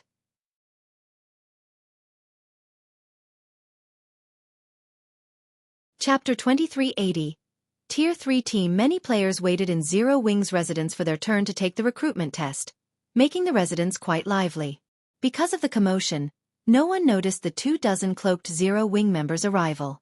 At this point, seeing Zero Wings leave or enter the residence in their cloaks had become the norm. Starlink's bounty was no trivial matter, and for poorer experts, killing Zero Wings members for a quick buck was easy. Zero Wings members could only avoid hostile players by hiding their identities with black cloaks, and to enter the guild residences, they only needed to reveal their guild emblems to the members that guarded the entrances. Many of Zero Wings members had begun to take these precautions recently. However, unlike most of the guild's players, these cloaked players didn't stop to rest in the lounge or visit the quest area. They made their way straight to the guild leader's office, where Xueqi had been waiting for a while. Once they entered the office, the 24 players removed their cloaks and revealed themselves. As they did, violent, scorching auras filled the room. Their combined auras could paralyze Tier 2 experts with fear. What do you think, guild leader? We're much stronger than before, aren't we? Kola boasted as he radiated dense mana. Guild leader, don't listen to him. He was the last of us to complete his promotion quest. He just got lucky and constructed an advanced gold mana body with an 80% completion rate, Shadow Sword said. Hey, I'm satisfied with that. At least my mana body is better than yours. I'm happy enough to squeeze into the 8th place on the team. Kola said joyfully. Before they had left to challenge their Tier 3 promotion quests, Xueqi had informed them of the importance of their mana body and told them that they should try as hard as they could to earn a gold mana body. Xueqi had also offered tips about the mana body's construction process. Initially, Kola had only aimed to construct an intermediate gold mana body with an 85% completion rate, but during his second try, he had been inspired and constructed an advanced gold mana body. Of their group, only 10 people had completed an advanced gold mana body with a 75% completion rate or higher. Although the difference was only one rank, the difference between their stamina and concentration recovery rates was significant. An advanced gold mana body would be immensely helpful to them in the future. An advanced gold mana body with an 80% completion rate? Xueqi was surprised by Kola's achievement. Compared to magical class players, physical class players were at a disadvantage when constructing their mana bodies. Although Kola's combat standards were considerable, he was only averagely talented among Zero Wings main force members. If not for his fragmented legendary shield, he wouldn't have even ranked among the top 15 in the main force with his combat power. Moreover, Xueqi had heard about the tyrant bear Kola's mana body during his previous life. At the time, Kola had only had a basic gold mana body with a 78% completion rate, yet he had still managed to shake Star Moon Kingdom, becoming one of its top-ranked MTs. Now that Kola had an advanced gold mana body with an 80% completion rate, his future strength would undergo a qualitative improvement. Kola's mana body is nothing, guild leader. Boss Tianqing and Big Sis E are even more amazing. Boss Tianqing constructed a 93% peak gold mana body, and Big Sis E constructed a 95% peak gold mana body. Their stamina and concentration recovery rates are ridiculous, Turtledove interjected. Originally, Turtledove had been relatively proud of constructing an advanced gold mana body. After all, Xueqi had told them that the difference between intermediate and advanced rank was considerable. However, Yan Tianqing, Iluofei, Zhao Yueru, Silent Blade, Alluring Summer, and Yulan were so much more powerful. Every one of them had successfully constructed a peak gold mana body. Moreover, the weakest among them had an 80% completion rate. Since Stubborn Bone, who ranked 7th among them, hadn't been able to construct a peak gold mana body with an 80% completion or higher, he had settled for an 89% advanced gold mana body as he ran out of time. Compared to the top 7 players, Kola's achievement was nothing. While the team bickered, Xueqi received a compilation of their promotion results. He was shocked when he examined the data. Of the 24 players that had completed their Tier 3 promotion quests, the weakest of them had constructed an 80% peak silver mana body. Not even the superpowers of his past had dreamed of such wonderful results. In the past, the majority of the various superpowers experts had been fortunate to construct an intermediate or advanced silver mana body. Second- and third-rate guilds had thrown massive celebrations if any of their experts had constructed a silver mana body at all. A silver mana body was the minimum requirement for players to reach Tier 4 or higher, after all. Not even experts from ordinary guilds had dared to dream of acquiring a gold mana body. In fact, players with gold mana bodies were even quite rare in the various superpowers. Every additional expert with a gold mana body had significantly elevated a superpower's status. The advantages of a gold mana body when exploring level 100+ neutral maps were that massive. And yet, of the 24 Zero Wing members that completed their Tier 3 promotion quests, 19 had constructed gold mana bodies. Guild leader, we haven't had the opportunity to test out our new bodies, so I suggest we head to the battle arena. I agree. My body feels too strong. It feels a little strange to move. Since we've already completed our promotion quests, we should spar with each other to get a feel of our new strength. They had been too busy celebrating their success that they hadn't bothered to test their new strength. They hadn't had any good places to do so, either. However, since so many Tier 3 players were here, it was a good opportunity to learn what they could do. You want to test your new strength? Chuckling, Xueqi said. All right, it's simple then. Plenty of superpowers want a piece of our stone forest city right now, and Starlink has sent a large number of experts to the Cold Spring Forest.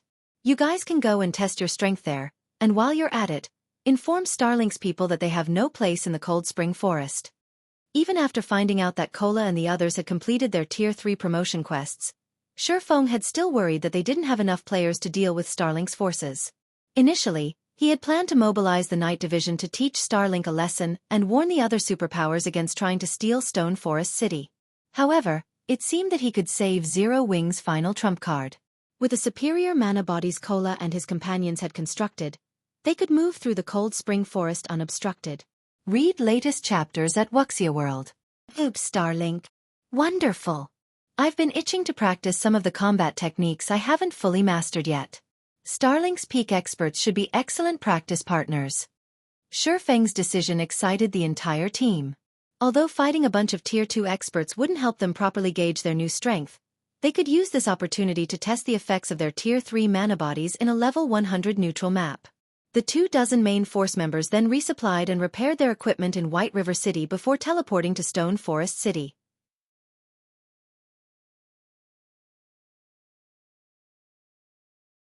Chapter 2381. Difference in foundations. In one of the quiet stone forests in the Cold Spring Forest, a 100-man team was hunting the level 100+ monsters residing in a canyon here. In front of this team, the level 100 Great Lord ranked three-headed lizard, which posed a huge problem for the teams of major powers, was not a challenge at all. The team thoroughly suppressed the Great Lord and continuously shaved away at its HP. Everyone put in more effort. The boss is nearly dead. A blue-armored man, who looked to be in his 30s, shouted as he blocked an attack from the three-headed lizard using his two-handed hammer. The three-headed lizard could launch attacks simultaneously with all three of its heads. Aside from the two MTs in the team blocking two of the lizard's heads, the hammer-wielding demonic fighter was holding his own against the third of the lizard's heads without losing any ground. If the experts of the various major powers operating within the Cold Spring Forest were to see this scene, their eyes would most likely fall out of their sockets, because this 100-man team was not a guild's, but one made up of independent players. At this stage of the game, level 100 neutral maps were still extremely dangerous for players. Even the main force of the various major powers would have a difficult time surviving in a level 100 neutral map. If they stumbled upon a level 100 Great Lord, they would try to avoid it as much as possible, since defeating such a monster required quite some time. After all, the longer a battle took to end, the higher the likelihood of the battle attracting nearby monsters. If too many monsters joined the fray, a team wipe was guaranteed. This 100-man team, however, had actually taken the initiative to attack a level 100 Great Lord. Moreover, it was perfectly suppressing the three-headed lizard. The team's strength could practically rival that of the exploration teams of superpowers. After a few more minutes of battle, the three-headed lizard finally lost all its HP and collapsed before the 100-man team, the experience bar of every team member increasing by a sizable chunk. At the same time, a few pieces of sparkling level 100 equipment dropped around the three-headed lizard's corpse. Our leveling speed here really is fast. At this rate, I'll reach level 101 in less than 2 days. The leveling speed isn't the most important point. Look at the attributes of the loot. They're on an entirely different level compared to our level 95 equipment. If we can get a full set of level 100 secret silver equipment, our attributes will surpass even those of players geared in level 95 dark gold set equipment. It's too difficult to obtain level 100 secret silver equipment. Normally, only Grand Lords will drop it. Even until now, we've only come across a few Grand Lords, and some of them are too strong for us to raid. Plus, our operation time is very limited. Collecting a full set of level 100 secret silver equipment is simply too difficult. Zero Wing sure is lucky. It actually managed to transfer Stone Forest City to this place. If our Dark Dragon Adventurer team could get a resting spot in a level 100 neutral map as well, let alone secret silver equipment, even level 100 fine gold equipment would be possible. We could start challenging our Tier 3 promotion quests. When Dark Dragon's members spoke about Stone Forest City, envy filled their eyes. Compared to players that had yet to venture into level 100 neutral maps, they had a much clearer idea of how valuable a resting spot in a level 100 neutral map was. However, as Stone Forest City was not open to the public, they could only stare at the city from outside. Commander, I heard that Zero Wing has established an adventurer alliance. Silver members in the alliance can enter Stone Forest City. Why don't we negotiate with Zero Wing? With our adventurer team strength, I believe Zero Wing will be happy to recruit us and promote us into a silver-ranked adventurer team right away. A level 100 Dark Cleric said as he looked at the demonic fighter leading the team. Everyone else on the team nodded in agreement with the Dark Cleric's words. Dark Dragon was one of the famous top adventurer teams of the demonic hell world. Dark Dragon might have only 1,000 members or so, but it was fully capable of toppling the main continent's first-rate guilds. If Dark Dragon decided to join Zero Wing's newly established adventurer alliance, Zero Wing would definitely be more than willing to offer Dark Dragon additional benefits. It is indeed inefficient for us to continue like this, Dark Dawn, the commander of Dark Dragon, said after giving the matter some thought. After this grinding trip, a few of you should go and negotiate with Zero Wing. Say that our bottom line for joining the Star Moon Adventure Alliance is for us to become a silver adventurer team. If Zero Wing isn't willing to give us that much, then we can forget about any partnerships. In Dark Dawn's opinion, the only benefit of joining the Star Moon Adventure Alliance was the right to enter Stone Forest City. If Dark Dragon's members could not enter Stone Forest City immediately after joining the Star Moon Adventure Alliance, then there would be no point in seeking membership at all. Meanwhile, as the Dark Dragon Adventurer team's members were resting, explosions resounded, and dazzling lights appeared a short distance away. Commander, some players are fighting against each other nearby. A ranger that had been monitoring the surroundings suddenly shouted. Who are they? Dark Dawn asked. There aren't many of them. One side is wearing Zero Wing's emblem, so they should be Zero Wing's team. As for the other side, I think it's Starlink's Hellfire Legion, the ranger reported. The Hellfire Legion? It seems Zero Wing's members are in trouble. Dark Dawn frowned at the mention of the Hellfire Legion. As an original inhabitant of the demonic hell world, Dark Dawn understood just how powerful Starlink's Hellfire Legion was. The Legion's members all possessed the demonic hell world's special legacy. This special legacy was something all players inhabiting the demonic hell world wished to obtain. Unfortunately, Dark Palace kept a tight grip on the source of this legacy and would release only a small number to the public. The Dark Dragon Adventurer team had paid a steep price and secured merely a dozen or so of these special legacies. Even so, these special legacies were already more than enough to let Dark Dragon undergo a qualitative transformation and become a top adventurer team in the demonic hell world. Meanwhile, all 1,000 members of Starlink's newly established Hellfire Legion actually owned this special legacy. One could easily imagine how powerful the Hellfire Legion was. Commander, should we lend Zero Wing's members a hand? The Dark Cleric asked. If we help them now, our negotiations with Zero Wing should go much more smoothly. No rush. Let's head over and suss out the situation first, Dark Dawn replied, shaking his head. After saying so, he hurriedly led his team to the scene of the battle. Meanwhile, on the other side of the stone forest, one of Zero Wing's core teams was fending off the Hellfire Legion members' assault while desperately retreating towards Stone Forest City. Big Sis wonder, these people are too strong. At this rate, we won't make it back to Stone Forest City. You should leave us and run. A female druid focused on healing said hurriedly when she saw that the members defending the rear of the team kept getting pushed back. In terms of basic attributes and combat standards, The Hellfire Legion's members were superior to them by a large margin. If not for the complex terrain here preventing the scale of the battle from escalating, as well as the few Zero-Wing players geared in the Crimson Sunset, their team would have long since suffered annihilation. However, although they were currently holding off the Hellfire Legion, their deaths were still only a matter of time. Don't even think of getting away so easily. We've already placed a tracker on all of you. Bright Dawn, one of Starlink's Vice Guild leaders, shouted. He then commanded, "Everyone, make sure none of them leave here alive." As soon as Bright Dawn said so, 4 Void Realm experts from the Hellfire Legion immediately adjusted to prevent Silent Wonder from escaping. Silent Wonder did not have brilliant silver with her, so she could rely on only the strengthened Crimson Sunset to do battle. As a result, her advantage over the Hellfire Legion members in terms of basic attributes was small. Facing the combined assault of 4 peak experts, even Silent Wonder had no choice but to focus on evading for now. While Silent Wonder was occupied, a few Hellfire Legion members used this opportunity to break through Zero-Wing's defensive line and charge at Zero-Wing's healers. "Commander, should we make a move?" The Dark Cleric from Dark Dragon asked the demonic fighter. "We don't stand a chance. That's a 100-man team from the Hellfire Legion. Even if we join the fight, we'll only delay the inevitable," Dark Dawn replied, shaking his head. Although Zero-Wing has Stone Forest City, it still doesn't stand a chance against Starlink out in the fields. The demonic Hellworld Special Legacy would give a peak expert the strength to contend against an apex expert and possibly even a decisive advantage. Meanwhile, if such peak experts fought in a group, their performance would be even more amazing.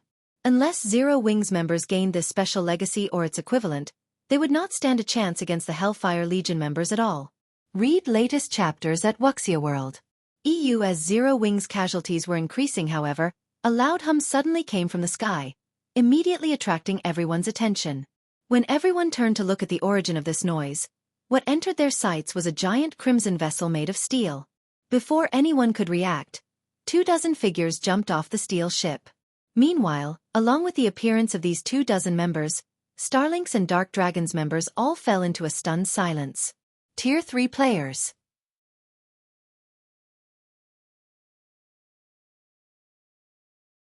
Chapter 2382. Overwhelming Strength. Why does Zero-Wing have so many Tier 3 players? The distant spectating members of Dark Dragon felt their minds screeching to a halt when they saw the newcomers. Kola and the others were not wearing black cloaks, boldly flaunting their Tier 3 life aura. When they jumped off the Crimson Dragon flying ship, it was as if 24 primordial beasts had just dropped from the sky. Tier 3 was the goal that all experts dreamed of reaching at this point. Even the old monsters of super guilds had most likely just started challenging their Tier 3 promotion quests. Now, however, Zero-Wing revealed that, aside from Black Flame, it had 24 other Tier 3 players. At this moment, let alone Dark Dragon's members, even Silent Wonder and the other beleaguered Zero-Wing members were stunned by this situation, utterly speechless as they stared at Kola and his companions. Silent Wonder, in particular, was filled with an indescribable sense of shock. Originally, she thought that she had already seen through Zero-Wing's foundations. She had never imagined that what she saw was merely the tip of the iceberg. With these additional 24 Tier 3 players, Zero-Wing could definitely reign supreme over the entire Cold Spring Forest. Meanwhile, gloom descended upon Starlink's members at this sudden development. The imposing aura they exuded before was now nowhere to be found. They also tried to remain as silent as possible, lest they catch the attention of the newcomers. "You punks from Starlink. Weren't you guys having fun chasing our people? Why are you stopping now?" Kola demanded, smirking as he retrieved the Titan shield slung on his back and glancing at the Hellfire Legion members before him. "Kola, why are you wasting words with them? Since they dare ambush our guildmates out in the fields, the only outcome awaiting them is death," Shadow Sword said as he glared coldly at Bright Dawn's team. "Moreover, the sooner we get rid of them, the sooner we can return. The guild leader is still waiting for us to report back to him." Upon hearing Shadow Sword's words, Yen Tianqing and the others nodded in agreement and promptly readied their weapons. They then stalked toward the Hellfire Legion, each step they took making the hearts of the Hellfire Legion members shudder. At the same time, the Hellfire Legion members also started retreating unconsciously. "Vice Guild Leader, what should we do?" The berserker standing beside Bright Dawn asked anxiously. "Zero-Wing has far more Tier 3 players than we anticipated. Our 100-man team can't handle this. The Hellfire Legion had come to the Cold Spring Forest, assuming that Xueqi would take action against them. Hence, they decided to hunt for Zero Wings members in teams of 100. That way, even if Xueqi made a move, they could handle him. Now, however, 24 Tier 3 players had appeared before them. This was totally different from what they planned. Zero Wing. Bright Dawn gnashed his teeth in anger as he looked at the Tier 3 players. We don't have any other choice. Use all the deification crystals we have. Everyone else, do your best to escape. Even now, Starlink remained considerably fearful of Xueqi's existence as a Tier 3 player. Hence, the guild had specifically assigned 10 deification crystals to each of the Hellfire Legion's 100-man teams. That way, a team could instantly produce 10 Tier 3 players, enough to take down even an expert like Xueqi easily. Now, however, their deification crystals would only serve to buy time for the others to escape. After saying so, Bright Dawn and 9 other peak experts of the team took out a deification crystal from their bags and activated it, instantly raising themselves to Tier 3. Immediately afterward, all 10 of them charged at Cola's group. They were prepared to pin down Cola and the others to the best of their abilities and allow the rest of their teammates to retreat safely from the area. To think that Starlink made such preparations as well. Although Zero Wing is powerful, Starlink is no pushover, either. It seems Zero Wing won't be able to just swat the Hellfire Legion, Dark Dawn said, his understanding of superpowers getting refreshed upon seeing Bright Dawn's team use 10 deification crystals.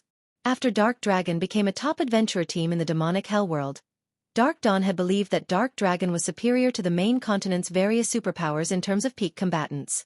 Looking at this scene now, however, that was not the case at all. Even if Dark Dragon's members had the demonic Hellworld special legacy, the main continent's superpowers possessed powerful treasures like the deification crystal, which could forcibly promote a Tier 2 player into a Tier 3 player for a short period. Come. Cola revealed an excited expression when he saw Bright Dawn and the others becoming Tier 3 players.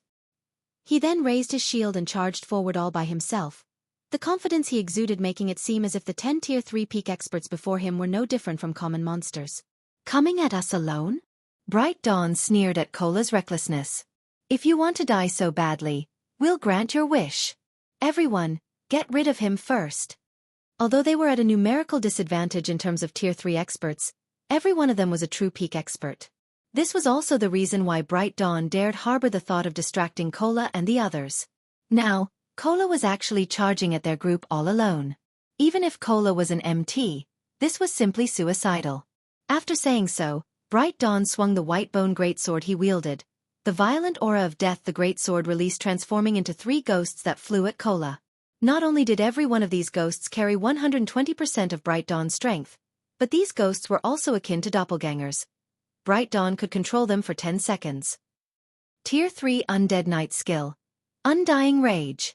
Aside from Bright Dawn, the 2 Tier 3 elementalists positioned behind him also finished casting their spells. Immediately, pillars of fire descended from the sky, and earth spikes shot up from the ground. These attacks perfectly coordinated with the 3 ghosts Bright Dawn summoned, thoroughly sealing off Cola's paths of escape. This scene dumbfounded both Dark Dragon's members and Silent Wonder's group. The power, rapid execution, and coordination the Hellfire Legion's Tier 3 players displayed were simply inhuman. Just when the fire pillars and earthen spikes were about to devour Cola, however, Cola released an angry bellow and executed a powerful stomp on the ground. The resulting shockwave shattered some of the approaching earth spikes. At the same time, he raised the Titan Guard and summoned 8 translucent energy shields around himself. Tier 3 skill. Heavenly Defense. In the next moment, the 8 energy shields stopped the fire pillars and remaining earth spikes, preventing the attacks from damaging Cola. As for Bright Dawn's 3 ghosts, despite their frenzied assault, they failed to break through the 8 energy shields' defensive net. Impossible! Bright Dawn gaped at Cola in confusion. He knew about the Heavenly Defense skill, one of the standard skills of a Tier 3 Guardian Knight. Many Tier 3 NPC Guardian Knights possessed it. It was not an invulnerability skill. The energy shields created carried only 100% of the user's strength and defense. In other words, Heavenly Defense was a skill that provided the user with a more thorough defense. It did not offer any damage reduction effects whatsoever.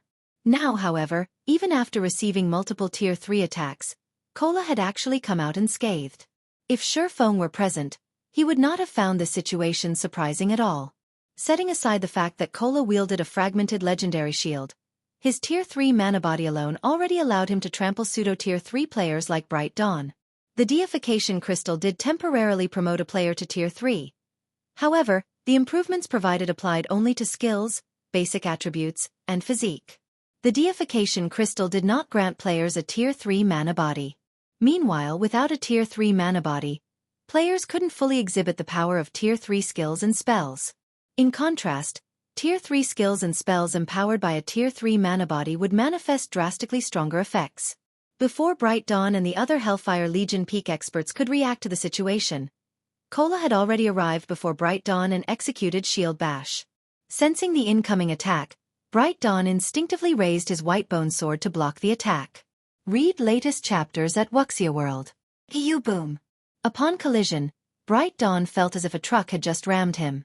His entire person went flying backward, his HP falling by over 40,000.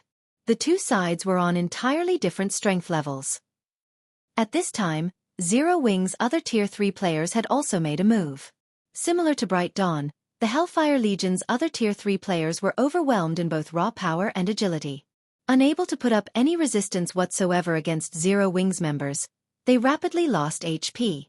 As for the Hellfire Legion's fleeing Tier 2 players, they were like fragile glass before Yan Tianqing, Ilua Fei, and Zhao Yueru. Every attack the trio from Zero Wing executed would reap at least one life. Rather than fighting experts, the trio felt as if they were slaughtering chicken. The difference in strength drove the Hellfire Legion members to despair. In less than 30 seconds, Zero Wing's members had not only disfigured the surrounding terrain completely, but also reduced all 100 Hellfire Legion members into corpses that gradually transformed into particles of light.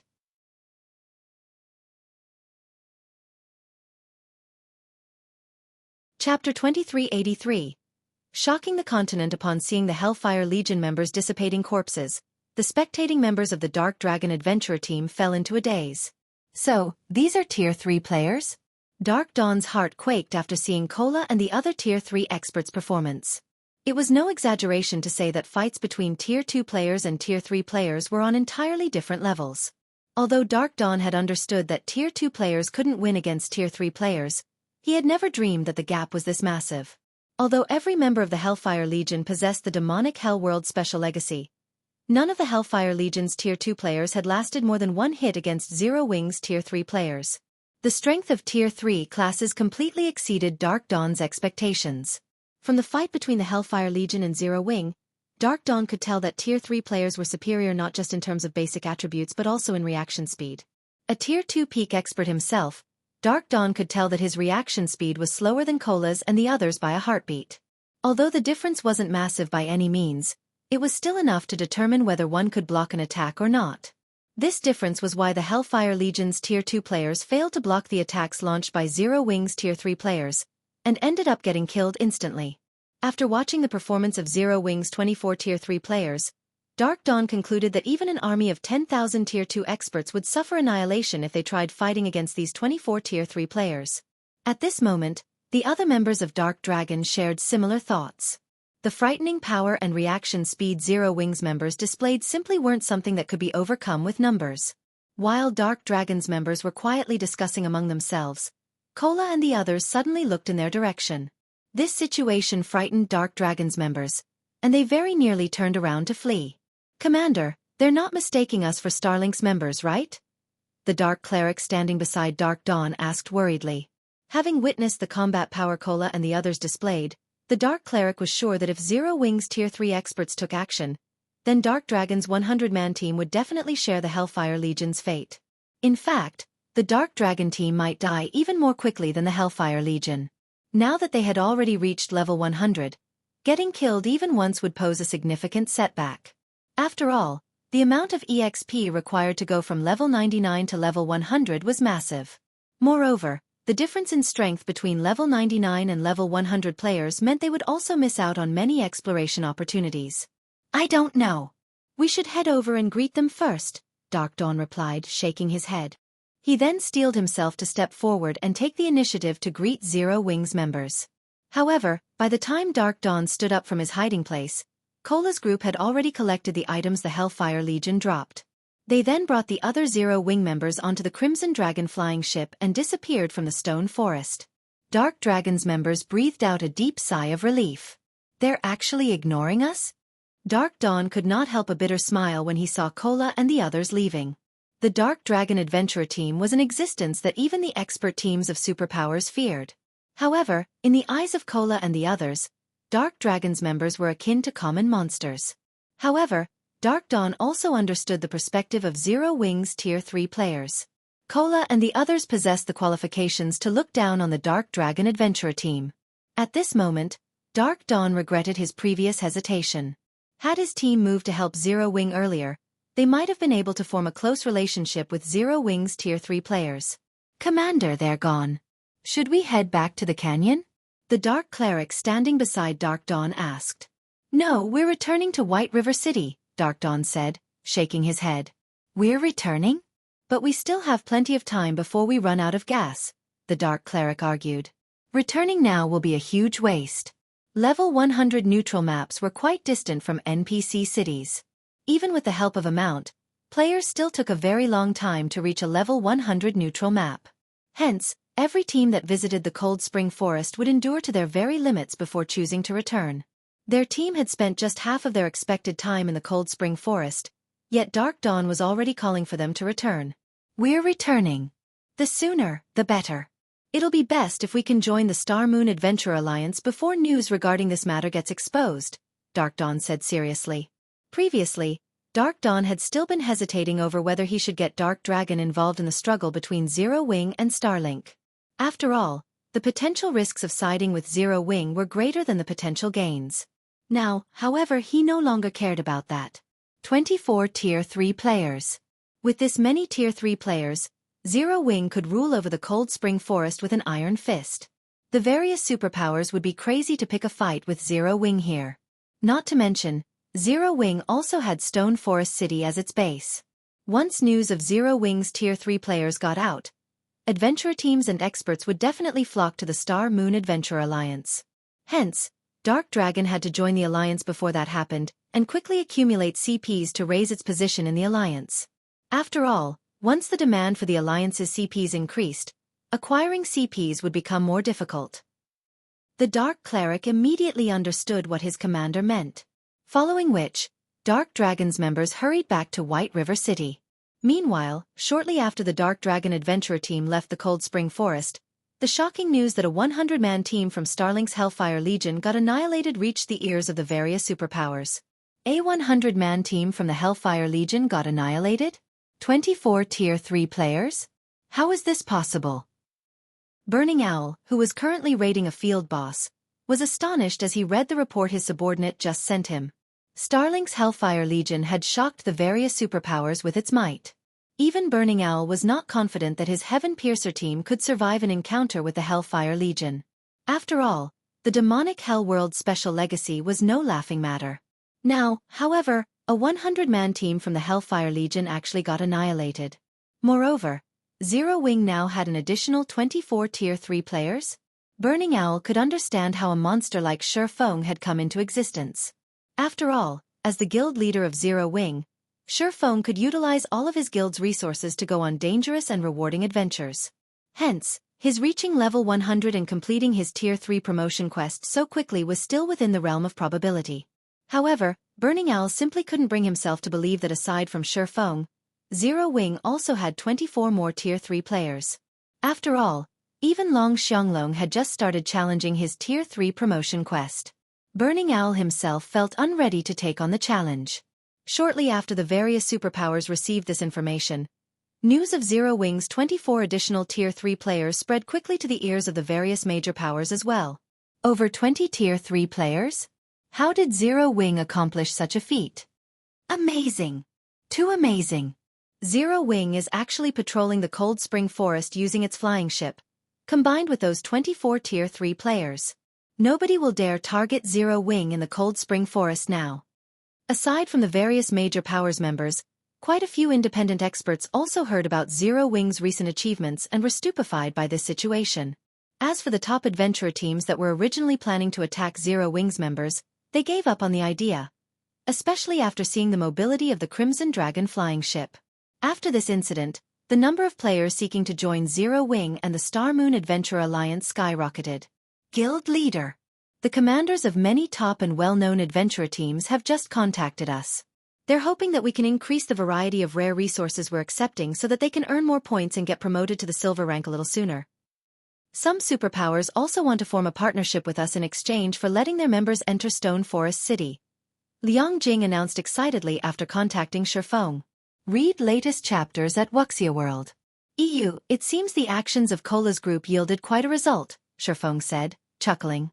How are things coming along with Stone Forest City's private houses? Xueqi had to admit that the deterrent effect of having over 20 Tier 3 players was much greater than just having one Tier 3 player. Now, even the various superpowers that had adopted a wait-and-see approach could no longer sit still. It's done. I've already refunded everyone who asked for one. Currently, we have over 12,000 empty private houses available in Stone Forest City, Liang Jing reported. Good.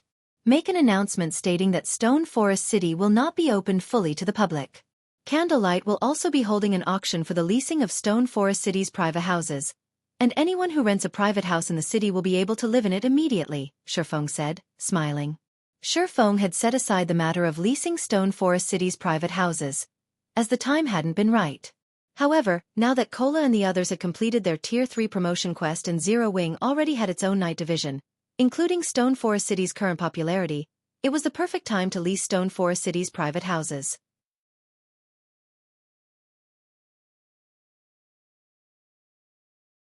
Chapter 2384. Accumulating advantages after receiving Xueqi's instructions. Liang Jing posted an announcement on the forums, stating that Zero Wing would be leasing Stone Forest City's private houses. The moment she published the post on Star Moon Kingdom's official forums, the kingdom erupted in an uproar. Everyone had already learned a little about Stone Forest City through the information Zero Wing's members had leaked. They all came to the conclusion that the city was a haven for leveling resources. Unfortunately, players had been forced to gaze at the city from afar, since it had only been open to Zero Wing's members and the Star Moon Adventure Alliance's silver members. However, now that Zero Wing had announced a way for non-members to gain access to the city, how could anyone ignore it? When they saw the private houses' leasing conditions, however, both the various major powers and the kingdom's independent players gasped. Stone Forest City's private houses were available for rent, but the Zero Wing was only leasing the houses on a weekly basis, not monthly, and the starting bid for the weekly rent was 30,000 credits. The price could easily rival the private house's monthly rent in the bottomless abyss. Zero Wing is too vicious. Although it's somewhat opening Stone Forest City to the public, only players who rent its private houses will be allowed in the city L. But this is an opportunity for independent players like us. If we can win a private house in the upcoming auction, we'll have a much easier time leveling up and completing our Tier 3 promotion quests. Isn't the rent a little too expensive though? Zero Wing's charging 30,000 credits per week. How can ordinary players possibly afford that rent? Everyone immersed themselves in heated discussions over Zero Wing's latest announcement, and many players consider the private house's starting bid too demanding. None of the independent players that were interested in Stone Forest City's private houses could bring themselves to accept this price. In contrast, a large number of adventurer teams and guilds began to apply to join the Candlelight trading firm's leasing auction as the news spread. Candlelight's shops in White River City grew overcrowded as these adventurer teams and guilds representatives arrived. Are these people mad? We're talking about 30,000 credits per week. How much of an advantage could they possibly gain in 7 days? A level 40 female player new to God's Domain was confused when she saw the frenzied crowd in the shop. She wondered if all of God's Domain's players had gone crazy. You've only recently joined the game, so you might not realize how valuable Stone Forest City's private houses are. A player's leveling speed in a level 100 neutral map is at least 3 times that of grinding in a level 90+ map. Moreover, level 100 equipment and resources drop in level 100 neutral maps. The various superpowers teams invest dozens of hours each day traveling to and from these maps just to grind, but if they had a private house in the area, they could teleport directly to the map. A level 94 Cursemancer informed the female player. Enviously, he continued, moreover, I've heard that you can accumulate the double EXP buff and slightly accelerate your recovery speed while resting inside Stone Forest City's private houses. All of these benefits can boost your leveling speed. If he had had enough money, he would have applied to join the auction as well. He wouldn't have wasted his time slowly earning CPs in the Star Moon Adventure Alliance, trying to become a silver member. Meanwhile, inside one of White River City's restaurants, Elder, Zero Wing has over 20 Tier 3 players now. Even Starlink will be helpless against the guild in the Cold Spring Forest now. A handsome man in pitch-black armor reported to Evil Qilin. Anxiously he asked, "What should we do about the Vice Guild leader's command?" Zero Wing's foundations had surprised them. With Tier 3 players' survivability in level 100 neutral maps, not even 10 Hellfire Legions could affect Zero Wing's development, much less the current 1,000-man Hellfire Legion. "We've underestimated the guild. Zero Wing is certainly impressive to nurture so many Tier 3 players so soon. For now, we should settle for renting private houses in Stone Forest City," Evil Qilin said, frowning as he read the latest report. Demon Palace only had around 24 members that were preparing for their Tier 3 promotion quest. Yet Zero Wing already had that many Tier 3 players. "Even if we win some, I'm afraid that it won't be enough," the handsome youth worried. Demon Palace ruled over the demonic hell world and had a massive number of experts under its command. Even if they rented all of Stone Forest City's private houses, they wouldn't satisfy the guild's demand. "We're not in a hurry. Very few guild members are capable of challenging their Tier 3 promotion quests right now. A few hundred private houses should be enough," Evil Qilin said, chuckling. However, this decision will haunt Zero Wing. Since the guild has opted out of opening Stone Forest City to the public, it won't last long once the various Superpowers members complete their Tier 3 promotion quests. "I can't wait to see whether or not Zero Wing can hold on to Stone Forest City." Evil Qilin only expected Zero Wing to rule over the Cold Spring Forest for a short time. How many experts could the guild possibly have that could reach Tier 3 so soon compared to the various superpowers? It would only be a matter of time before Zero Wing was left behind. While the various powers discussed Zero Wing, Xueqi teleported to one of the 10 Saints Empire's border towns with Kola and his team. They then boarded the Crimson Dragon flying ship and flew to the Demonic Wolf Mountains, another level 100 neutral map. The Demon Wolf Mountain range was a forbidden land south of the 10 Saints Empire, and there were rumors that a ferocious beast, the Dark Battle Wolf, lived there. Even the 10 Saints Empire, one of God's domain's 4 great empires, was afraid of provoking the beast. The Dark Battle Wolf had the strength to rival a Tier 5 Dragon King, a being that could even contend with Tier 6 gods. Moreover, a destructive aura enveloped the entire mountain range. Tier 2 players wouldn't survive more than 3 hours in the area. It was also home to the Dark Wolf race, which had inherited the Dark Battle Wolf's bloodline. They were no weaker than bloodline creatures of the same level and tier. During Xueqi's previous life, not even the various superpowers had dared to venture into the Demon Wolf Mountain range casually. "Why are we here, guild leader?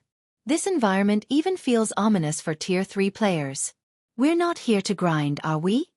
Kola asked nervously as he watched the numerous wolf packs roam the forest below the flying ship. Since reaching Tier 3, Kola had felt as if he had the strength to toy with level 100 Great Lords, but when he saw the 3-eyed demon wolves below, he sensed the threat of death. The Great Lord ranked 3-eyed demon wolves felt particularly dangerous. Yen Tianxing and the others felt the same and were just as uncomfortable. "We're not here to level. These monsters are cheapskates. They give very little EXP and loot. Moreover, those wolves generally move in packs of 500 or more. Even a 100-man, Tier 3 expert team would be dog food here, not to mention our team," Xueqi said, shaking his head. "Then why are we here?" Yen Tianxing repeated the question. Read latest chapters at Wuxia World. EU. Now that Zero Wing had so many Tier 3 experts, they could raid level 100 team dungeons. Yet Xueqi had brought them to this godforsaken place. "We're going to open a portal to the Western continent," Xueqi answered, chuckling. If the various superpowers had so many Tier 3 experts under their command right now, they'd definitely start raiding level 100 team dungeons or powerful field bosses. It was the easiest way to gain more level 100 weapons and equipment, which would enable more of the guild's members to challenge their Tier 3 promotion quests, after all. However, Xueqi thought that method was too slow for Zero Wing. His guild didn't have as many experts as the various superpowers, and if he wanted Zero Wing to grow quickly, he had to expend an abundance of resources.